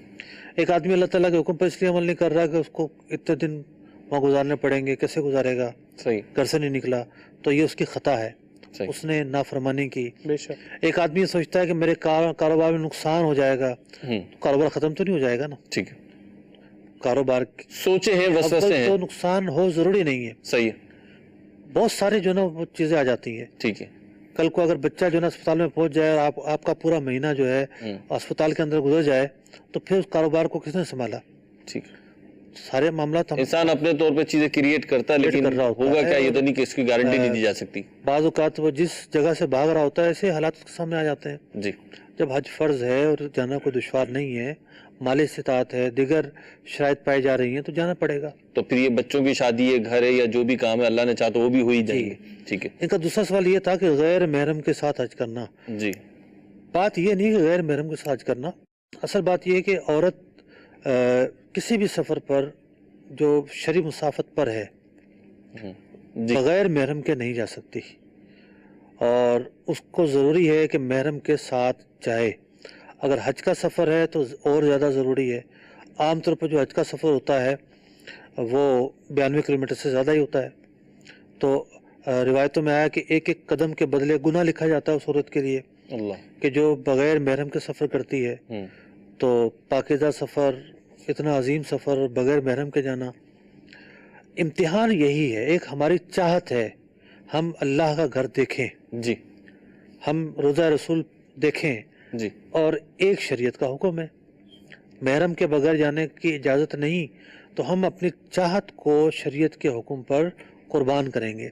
ایسا نہیں ہے کہ ہم شریعت کے حکم کی پامالی کرتے ہوئے اپنی چاہت کو ترجیح دیں. کوئی دور رہ کر بھی پاس ہے، کوئی پاس رہ کر بھی دور ہے، بڑے کرم کے ہیں فیصلے، بڑے نصیب کی بات ہے۔ نہ کہیں سے دور ہے منزل، نہ کہیں قریب کی بات ہے، نہ کہیں سے دور ہے منزل، نہ کہیں قریب کی بات ہے، جسے چاہے جیسے نواز دے، جسے چاہے جیسے نواز دے،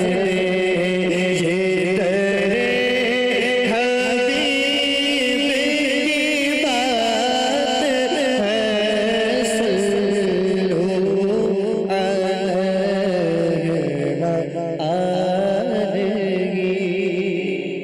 انہی کے سوال کا ایک حصہ تھا ماشاءاللہ انہوں نے مجھے یعنی میں خلاصہ کر لوں، جی خلاصہ کلام یہ ہے کہ ایک شخص شریعت کی نافرمانی کر کے جاتا ہے، جی قریب تو پہنچ جاتا ہے، صحیح، لیکن اگر وہ عمل مقبول نہ ہوا تو کیا ہوگا؟ اللہ اکبر کبیر، گناہ تو ملے ہی اس کو راستے میں، صحیح، اس کو وہ عمل بھی داؤ میں لگ جائے گا۔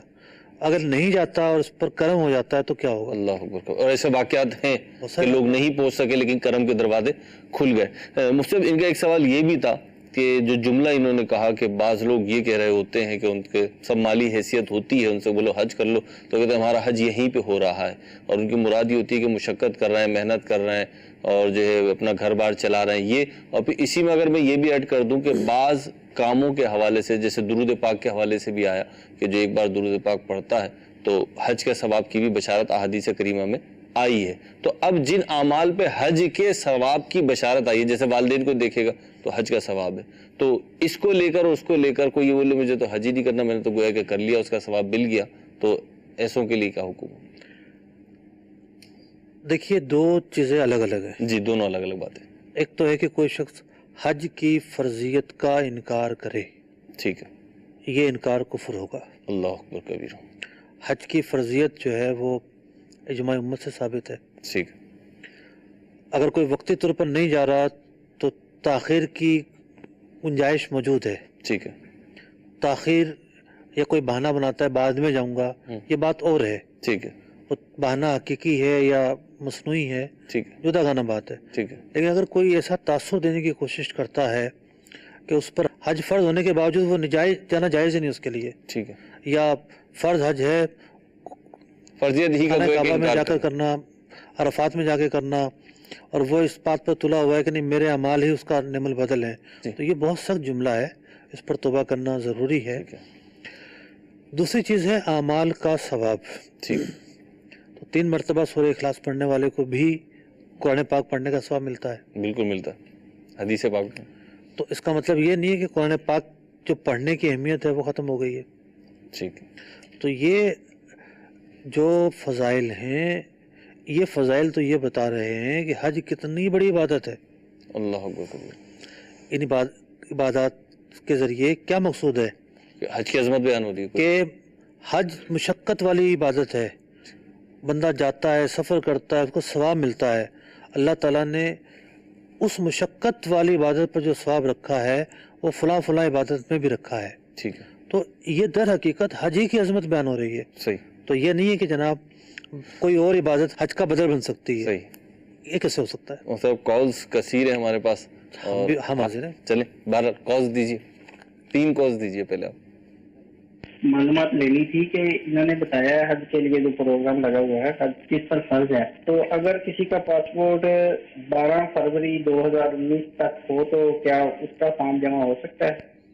ٹھیک ہے جی، 12 فروری 2019۔ یہ فیصل بھائی جواب دیں۔ جی بالکل جمع ہو سکتا ہے، وہ اپنی کاپیاں جمع کرا لیں اور اس کو اپنے پاسپورٹ کو رینیول کرا لیں اور اس کی سلپ لگا دیں، چلے جائیں پاسپورٹ آفس ٹھیک ہے، اور اس پر اسٹمپ لگوا لیں کینسل کی، اور نئی پرچی بنوا لیں، پرچی فارم کا جمع کروا دیں انشاءاللہ۔ ٹھیک ہے، ٹھیک ہے، وہ پاسپورٹ وہ بھی اس کی کاپی لگا لیں اور رسید بھی لگا دیں۔ ٹھیک ہے، اگلی کال دیجیے۔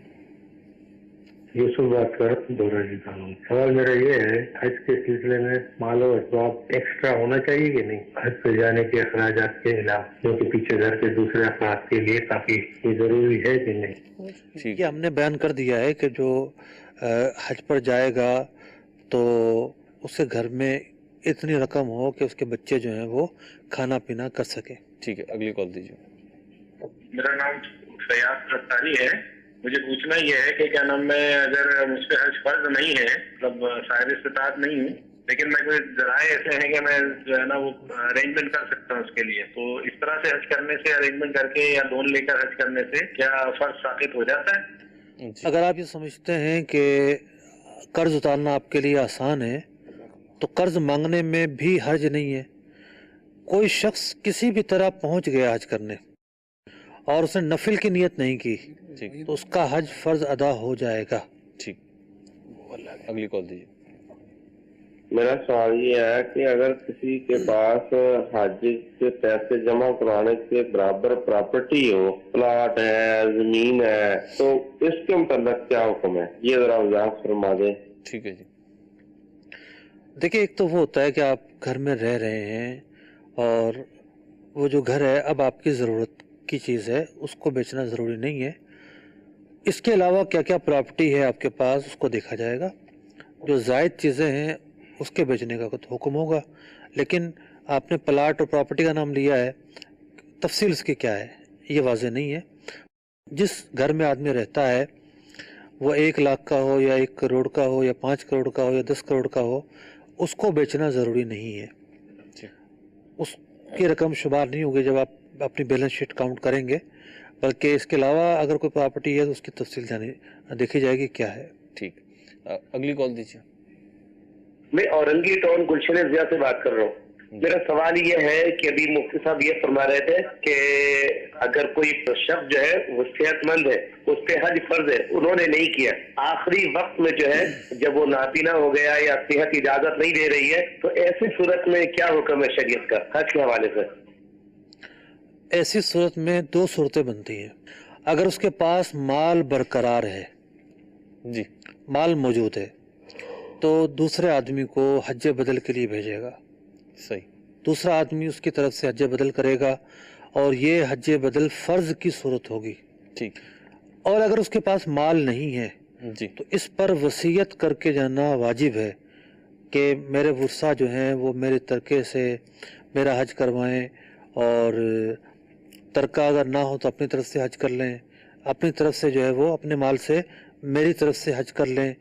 तो ये जो दोनों सूरतें होंगी कि अगर ज़िंदगी में बेचता है किसी को या वसीयत छोड़कर जाता है और फिर उस वसीयत पर अमल करते हुए वर्सा खुद जाते हैं या किसी को बेचते हैं, ये दोनों हज बदल फ़र्ज़ की सूरतें बनेंगी।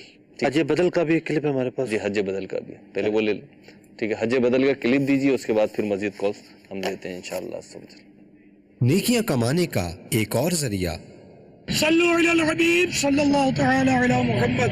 हे आशिकान रसूल, जिनको अल्लाह ने माल दिया है उनकी खिदमत में अर्ज़ है कि ऐसे दावत इस्लामी में बेशुमार आशिकान रसूल हैं कि जो अपने पैसों से तो शायद मदीना नहीं देख सकते, लेकिन जब बुलाया आका ने खुद ही इंतजाम हो गए, हो सकता है आपसे काम ले लिया जाए।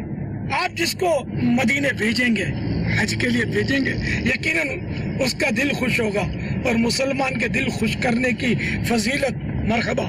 फरमाने मुस्तफ़ा सल्लल्लाहु तआला अलैहि वसल्लम, फराइज के बाद सब अमाल में अल्लाह अज़्ज़ा व जल को ज्यादा प्यारा मुसलमान का दिल खुश करना है। लिहाजा आपको अगर हज बदल करवाना है या माँ बाप के इसाले सवाब के लिए, वैसे गौस पाक के इसाले सवाब के लिए, प्यारे आका सल्लल्लाहु तआला अलैहि वसल्लम, औलिया किराम, सहाबा किराम के इसाले सवाब के लिए अगर हज पर भेजना चाहते हैं, नफल हज के लिए, तो हज बदल, हज नफल के लिए, तो आप दावत इस्लामी का आशिकान रसूल के लिए ज़रूर तरकीब फरमाइएगा। आप हमारा फ़ोन नंबर नोट कर लीजिए, इस नंबर पर राब्ता कीजिएगा। अल्लाह ताला आपको और बरकत दे, दोनों जहानों की भलाइयों से माला माल करे। या अल्लाह, जो कोई दावत इस्लामी वाले आशिकान रसूल के लिए नफल हज या हज बदल की तरकीब करे उसे इससे पहले मौत न देना जब तक ये प्यारे महबूब सल्लल्लाहु तआला अलैहि वसल्लम का जलवा ना देख ले। और एक काश प्यारे महबूब सल्लल्लाहु तआला अलैहि वसल्लम नज़ा के वक्त उस पर करम फरमाए और उसको कलमा पढ़ाए। ये दुआएं मुझ गुनाहगारों के सरदार के हक में भी कबूल हो। आमीन बजाहिन नबील अमीन सल्लल्लाहु तआला अलैहि वसल्लम। सल्लु अलल हबीब सल्लल्लाहु तआला अला मुहम्मद। याद रहे कि आपकी रकम से हम गरीब ही को हज करवाएं ये जरूरी नहीं। बराए करम हमें रकम इस इजाजत के साथ दीजिए कि दावत इस्लामी जिस आशिक रसूल को चाहे आपकी रकम से हज करवाए। ये भी हो सकता है कि इस्लामी बहन को उसके महरम के साथ हज पर भेजा जाए। सल्लल्लाहु तआला अला मुहम्मद। माशाअल्लाह। खैर हमने जो मसला बयान किया था वो तो यही था कि हज बदल जी फ़र्ज की क्या सूरत है जी। और ये जो क्लिप चलाया गया इसका एक ताल्लुक यूँ बनता है कि अगर किसी कोई ऐसा शख्स है कि जिस पर हज फ़र्ज हो चुका है जी और किसी और को भेजना चाहता है तो दावत इस्लामी की खिदमत हाजिर हैं। ठीक है। और वैसे भी फ़ुक़हा कराम ने लिखा है कि हज बदल के लिए ऐसे शख्स का जाना पसंदीदा नहीं है जिसने हज किया ना हो, क्योंकि वो गलतियां करेगा। तो यहाँ जो जाएंगे किसी न किसी हद तक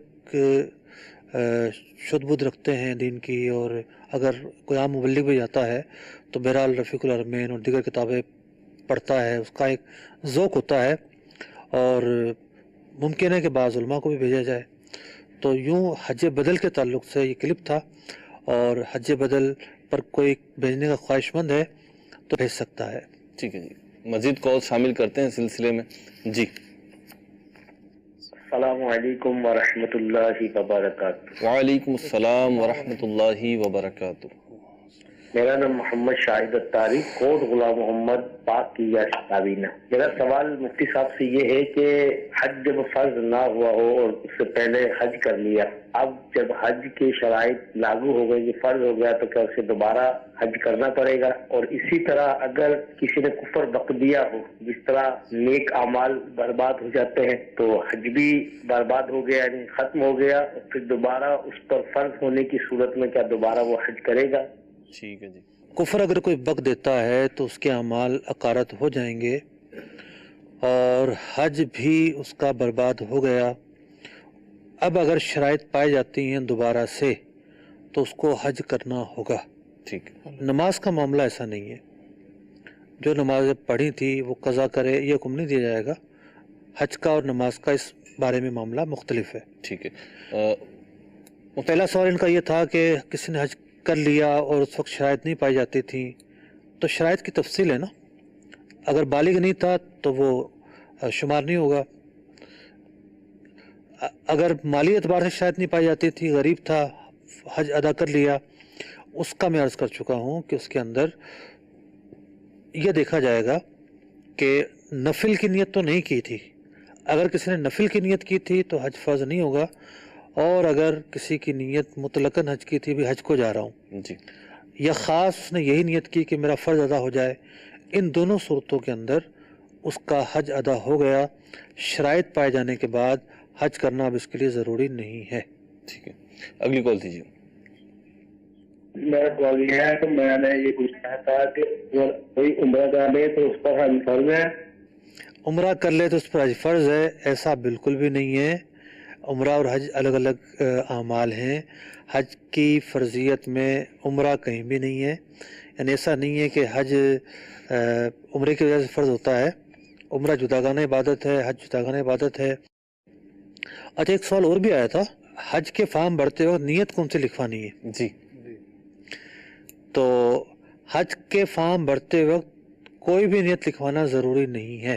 ठीक है। और ना तयन करना ज़रूरी है कि मैं फ़लाँ हज करूँगा। ठीक है। तो जब आप जाएंगे और एहराम बांधेंगे तो आप अपना शेड्यूल देखेंगे कि आपका शेड्यूल किस तरह का है, आप कहाँ उतर रहे हैं, कहाँ नहीं उतर रहे। बाज़ ज़ायरीन मदीना मुनव्वरा में उतरते हैं बराह रास्त जाकर जी, तो वो एहराम बांध कर भी नहीं जाते। एहराम बांध कर वो ज़ायरीन जाते हैं कि जिन्हें जद्दा उतरना होता है जी। तो उस वक्त आप फैसला कीजिएगा। सबसे अफजल जो हज है वो है, यानी हज की 3 किस्में हैं, हज तमत्तो है, हज किरान है और हज इफराद है। सबसे अफजल जो हज है वो हज किरान है। उसमें हज और उम्रे का एहराम एक साथ बांधा जाता है और फिर एहराम में ही रहना होता है जब तक कि हज ना हो जाए। तो वो ज़रा मुश्किल होता है, लेकिन जिनकी फ़्लाइटें नज़दीक होती हैं, आखिरी दिनों में जाती हैं, उनके लिए आसान होता है। तो अब इसकी कोई हाजत नहीं है कि आप पहले इस बात का तयन करें कौन सा हज फ़र्ज़ है, फिर आप फॉर्म जमा करवाएं। ठीक, कॉल दीजिए हमें। मुफ्ती साहब से ये सवाल है कि क्या मियाँ और बीवी यानी शौहर और बीवी इकट्ठे हज पर नहीं जा सकते? औरत के लिए उसका महरम यानी नस्बी महरम या कोई भी महरम और होना चाहिए? जवाब इरशाद फरमा दीजिए। ठीक है। देखें, हमने तो एक तनव्वो के लिए एक मसला अर्ज़ किया था कि शौहर जो है वो महरम से भी बढ़ के होता है, ये भी अर्ज़ किया था। तो शौहर के साथ बिला शुबा जा सकती है। आपका बहुत बड़ा एहसान है कि आपने सवाल पूछ लिया, वरना ये कन्फ्यूजन आपके ज़हन में रह जाती तो बहरहाल एक गलत बात ज़हन में रहती। और आपके पूछने पर भी अल्लाह ताला आपको ढेरों बरकतें अता फरमाए कि इन्होंने झिझक महसूस नहीं की और पूछा। जी, यही होता है कि जब भी इल्म की बात की बयान की जाती है तो उस बात के ताल्लुक से कुछ सवालात पैदा होते हैं जी, तो वो सवालात कर लेने चाहिए। ठीक है।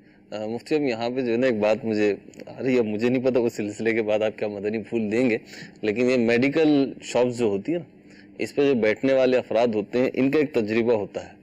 और डॉक्टर कैसे ही वो लाइनें बना के दे दे, अच्छा पढ़ा लिखा बंदा जो है ना वो नहीं समझ पाता है ही क्या, लेकिन जब वो मेडिकल शॉप पे पहुँचता है, मेडिसिन शॉप पे पहुँचता है, तो वो नुस्खा देखते ही जो ना बता देता है ये दवाएं। मेरे साथ भी अक्सर यही होता है, वो सवाल मेरी तो समझ में नहीं आ रहा होता और शायद औरों के भी समझ में नहीं आ रहा होता, लेकिन मुफ्ती साहब माशाअल्लाह समझ लेते हैं। अल्लाह ताला बरकत अता फरमाए, इल्म का फैज़ान हमें भी अता फरमाए। कॉल की तरफ बढ़ते हैं अगली जी। अस्सलामु अलैकुम व रहमतुल्लाहि व बरकातुहू। वालेकुम अस्सलाम व रहमतुल्लाहि व बरकातुहू।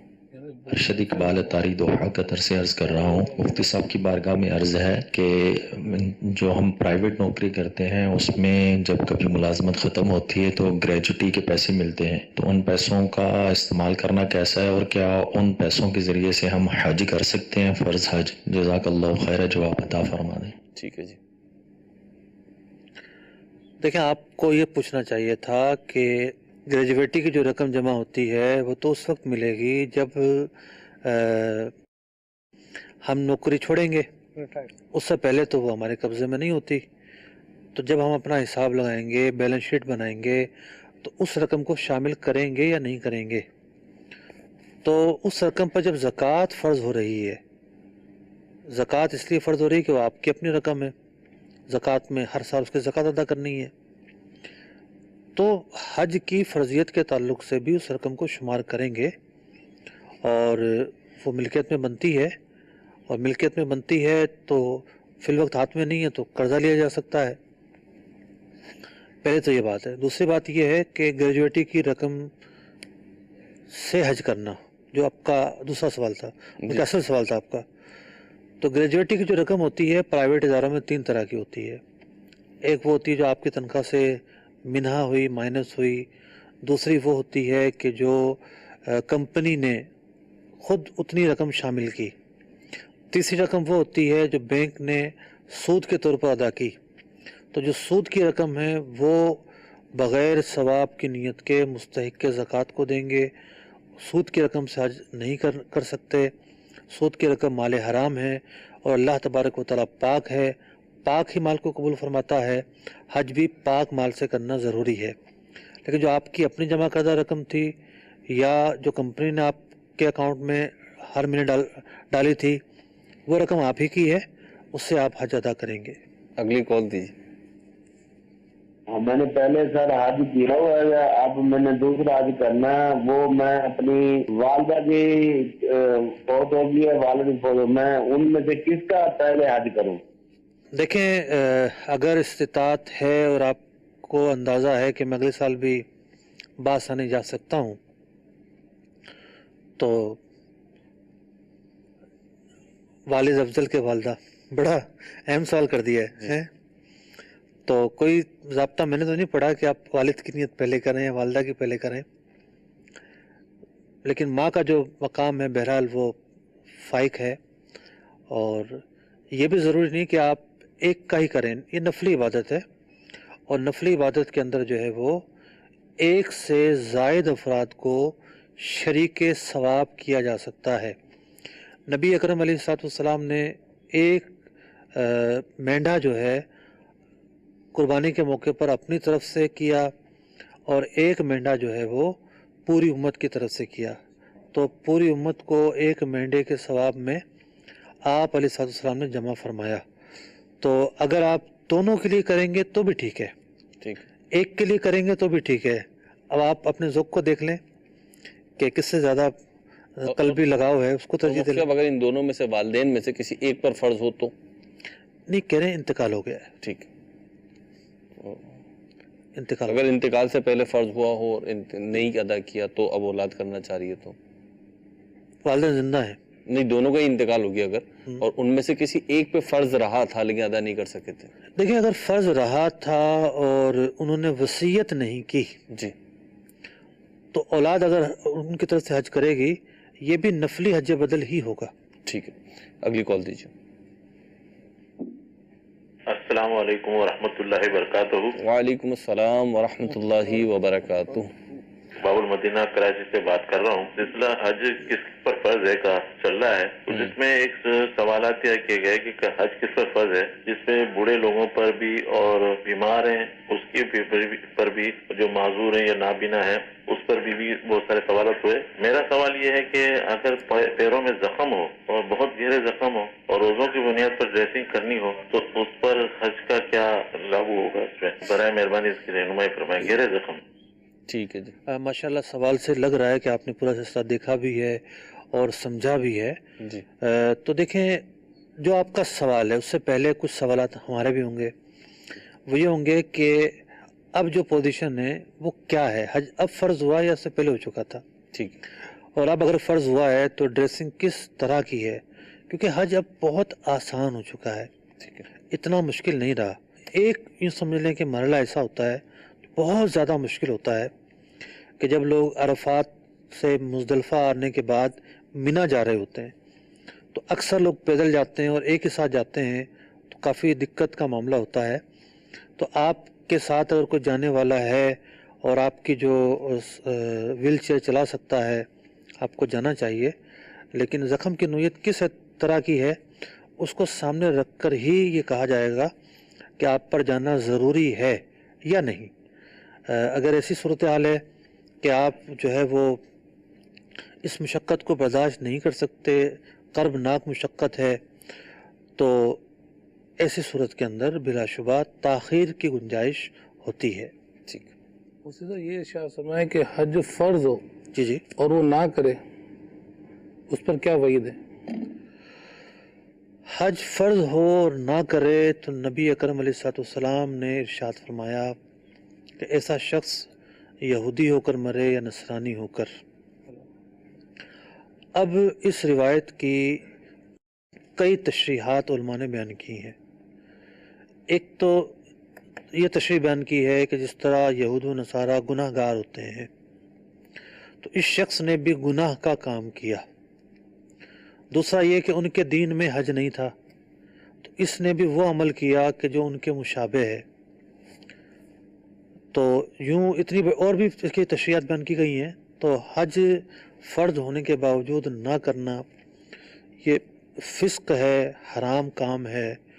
और वो लोग जो नफली इबादत, नफली माली इबादत कर रहे होते हैं, बहुत सारे नफली ऐसे काम कर रहे होते हैं जो माल से ही होते हैं, लेकिन जो उन पर फ़र्ज़ है हज वो अदा नहीं कर रहे होते जी, तो वो गुनाहगार होते हैं। और भी बहुत सारी वजहें हैं जो हदीस में बयान हुई है। ये भी कोई ना समझे कि हज बदल के लिए मेरे पास असबाब भी हैं और कोई ज़ाहिरी रुकावट भी नहीं है, मतलब मैं नहीं जाना चाहता, कोई वजह सुस्ती की वजह से, खौफ की वजह से वहाँ रश होता है, तो मैं किसी को भेज दूँ तो मेरा फ़र्ज अदा हो जाए। देखिए हज बदल आम हालात में तो है ही नहीं। हज बदल तो उन हालात में है कि हज फ़र्ज हो गया, جسے عورت حج فرض ہو گیا اس کو رخصت میں انتظار کرے. اب عمر کا ایسا حصہ آ گیا کہ اب زندگی کا کوئی بھروسہ نہیں اور کوئی مل بھی نہیں رہا, محرم بھی کوئی نہیں رہا, تو وہ کسی کو بھیج سکتی ہے. ٹھیک ہے. اسی طریقے سے بوڑھا ہو گیا, نابینا ہو گیا, تو تب ایسے مواقع آتے ہیں کہ آپ کسی اور کو بھیج سکیں. ٹھیک. ایسا نہیں ہے کہ عام حالات کے اندر بھی جو ہے جناب آپ کے پاس یہ آپشن ہے. آپشن نہیں ہے, یہ ایک موقع ایسا آتا ہے کہ جہاں یہ آپشن ملتا ہے. مفتی صاحب حج فرض تھا اور پیمنٹ بھی جمع کروا دی پرائیویٹ سے یا گورنمنٹ سے بالفرض, جی, لیکن جانے سے قبل ہی فوت ہو گئے, تو ایسی صورت میں کیا کریں گے؟ بندہ فوت ہو گیا, ہاں وہ فوت ہو گیا, جو جا رہے تھے ان کا انتقال ہو گیا, پہلے ارادہ تھا لیکن فوت ہو گئے. فوت ہو گئے تو نامہ عمل بند ہو گیا. نہیں, ان کی طرف سے کوئی حج کی ترکیب بنائے گا گھر والوں میں سے؟ اگر وصیت کی تھی تو حج بدل ورثہ کو کرنا ہوگا. جی. وصیت نہیں کی تھی تو حج بدل نہیں کرنا ہوگا. اور اسی سے ملتا جلتا ایک اور سوال بھی پوچھ لینا چاہیے تھا, کافی درپیش ہوتا ہے کہ فارم بھر لیے گئے جی, اور اس کی جو بندے کا انتقال ہو گیا, اس کی بیوی کے ساتھ جا رہی تھی, تو وہ چونکہ عدت میں آ جائے گی لہٰذا وہ نہیں جا سکتی. وہ بھی نہیں جا سکتی. ٹھیک ہے. آپ اندازہ لگائیں کہ عدت کے کیسے احکام ہیں. سخت احکام ہے. حج پر نہیں جا سکتی. جی. آج کل تو عدت کے متعلق ایسا کانسیپٹ کریٹ کیا جا رہا ہے کہ سنجیدگی سے بعض لوگ لینے کی تیار ہی نہیں ہے. جی. کہ عدت جیسے کوئی حکم ہی نہیں ہے. جی, گویا کہ ایسی طلاق لے کے جناب اس طریقے سے آزادگی کے ساتھ لوگوں کو گھومنا پھرنا ہوتا ہے کہ جیسا کہ ان کو گھر میں بیٹھنا ضروری نہیں تھا. ٹھیک ہے. اسی طریقے سے فوتگی کی کوئی اضافی پابندی ہے جیسے, تو اندازہ لگائیے کہ حج پر نہیں جا سکتی اس کی بیوی جو عدت میں ہے. جو عدت میں ہے. جیسے یہ حج کا فارم تبھی بھرا جا رہا ہے. جی جی. اور جب حج پہ وہ جائے گی تو غالباً اس کی عدت کی پیریڈ بھی گزر جائے گا. ہم نے تو عرض کیا ہے کہ جا نہیں سکتی. جب وہ جائے گی اس دوران اگر عدت میں ہو تو, اس دوران اگر عدت میں ہو تو وہ نہیں جائے گی. اختتام کی اگر اس کی عدت مثال کے طور پہ جلدی ختم ہو رہی ہے تو آخری فلائٹس کے لیے درخواست ہے کہ بھئی اس سے پہلے میں نہیں جا سکتی, آخری فلائٹ میں بھیجا جائے, میری عدت ختم ہو جائے گی. تو درخواست دینے کی گنجائش تو ہوتی ہے نا بعد میں. بالکل ہوتی ہے. ایک کلام میں نے عرض کیا ہے, پڑھ لیتے ہیں, اس کے بعد اختتام کرتے ہیں.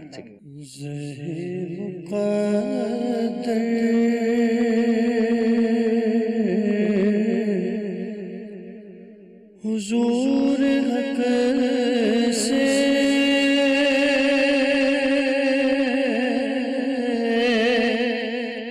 سلام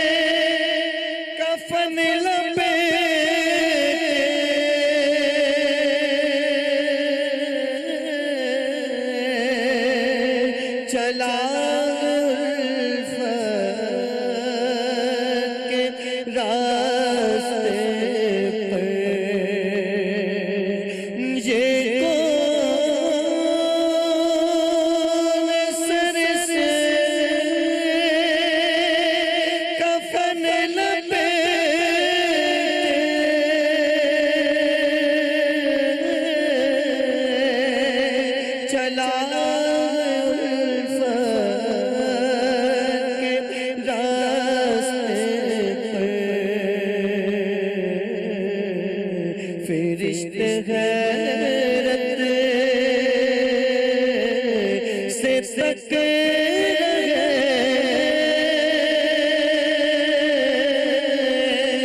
یہ کون سی ہے تیرا مایا اور یہ کہنا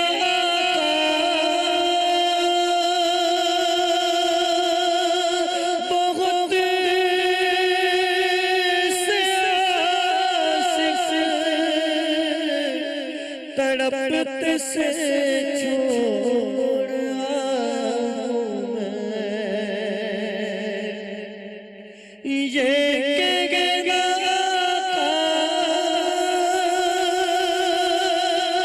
بہت سے عاشق تڑپتے سے چھوڑ آؤں میں بلاوے کے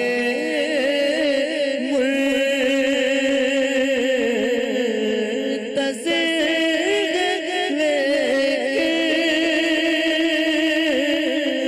لیکن نہ صبح ہوا نہ شام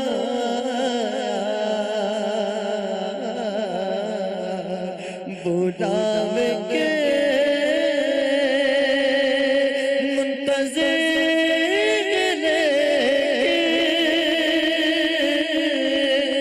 نہ صبح ہوا نہ شام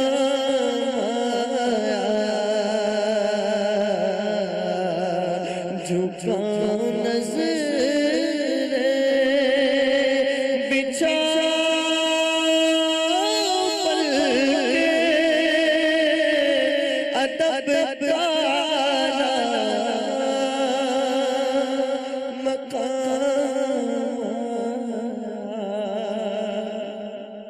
اللہ رب العزت ہم سب عاشقان رسول کو بادب حج کی سعادت نصیب فرمائے، اپنی بارگاہ میں قبول و مقبول بھی فرمائے۔ آپ میں سے جو خوش نصیب عاشقان رسول حج بیت اللہ کی سعادت حاصل کریں، بارگاہ رسالت میں حاضری دیں، تو پیشگی عرض ہے کہ جب آپ پہنچیں تو ہمارا بھی سلام عرض کیجئے گا، ہمارے لیے بھی وہاں پہ دعا کیجئے گا۔ اللہ رب العزت بار بار حاضری کی توفیق عطا فرمائے۔ بالخصوص جو خوش نصیب عاشقان رسول حج کے لیے جائیں گے، حج بیت اللہ کے لیے جائیں گے، ان کے لیے امیر اہل سنت کی مایہ ناز تصنیف رفیق الحرمین انشاءاللہ عز و جل بڑی معاون و مددگار ثابت ہوگی اور اسم بمسمى ثابت ہوگی۔ اس کو ضرور اپنے ساتھ لے کے جائیے، بلکہ زیادہ تعداد میں لے جائیے تاکہ وہاں پہ عاشقان رسول میں آپ تقسیم کرتے رہیں۔ اسی طریقے سے عاشقان رسول کی 130 حکایات جو ہے یہ بھی لیتے جائیے۔ اللہ تعالیٰ عمل کی توفیق عطا فرمائے۔ صلو علی الحبیب صلی اللہ تعالی علی محمد صلی اللہ تعالی علیہ وسلم۔ یا الہی حج کروں تیری رضا کے واسطے، کر قبول اس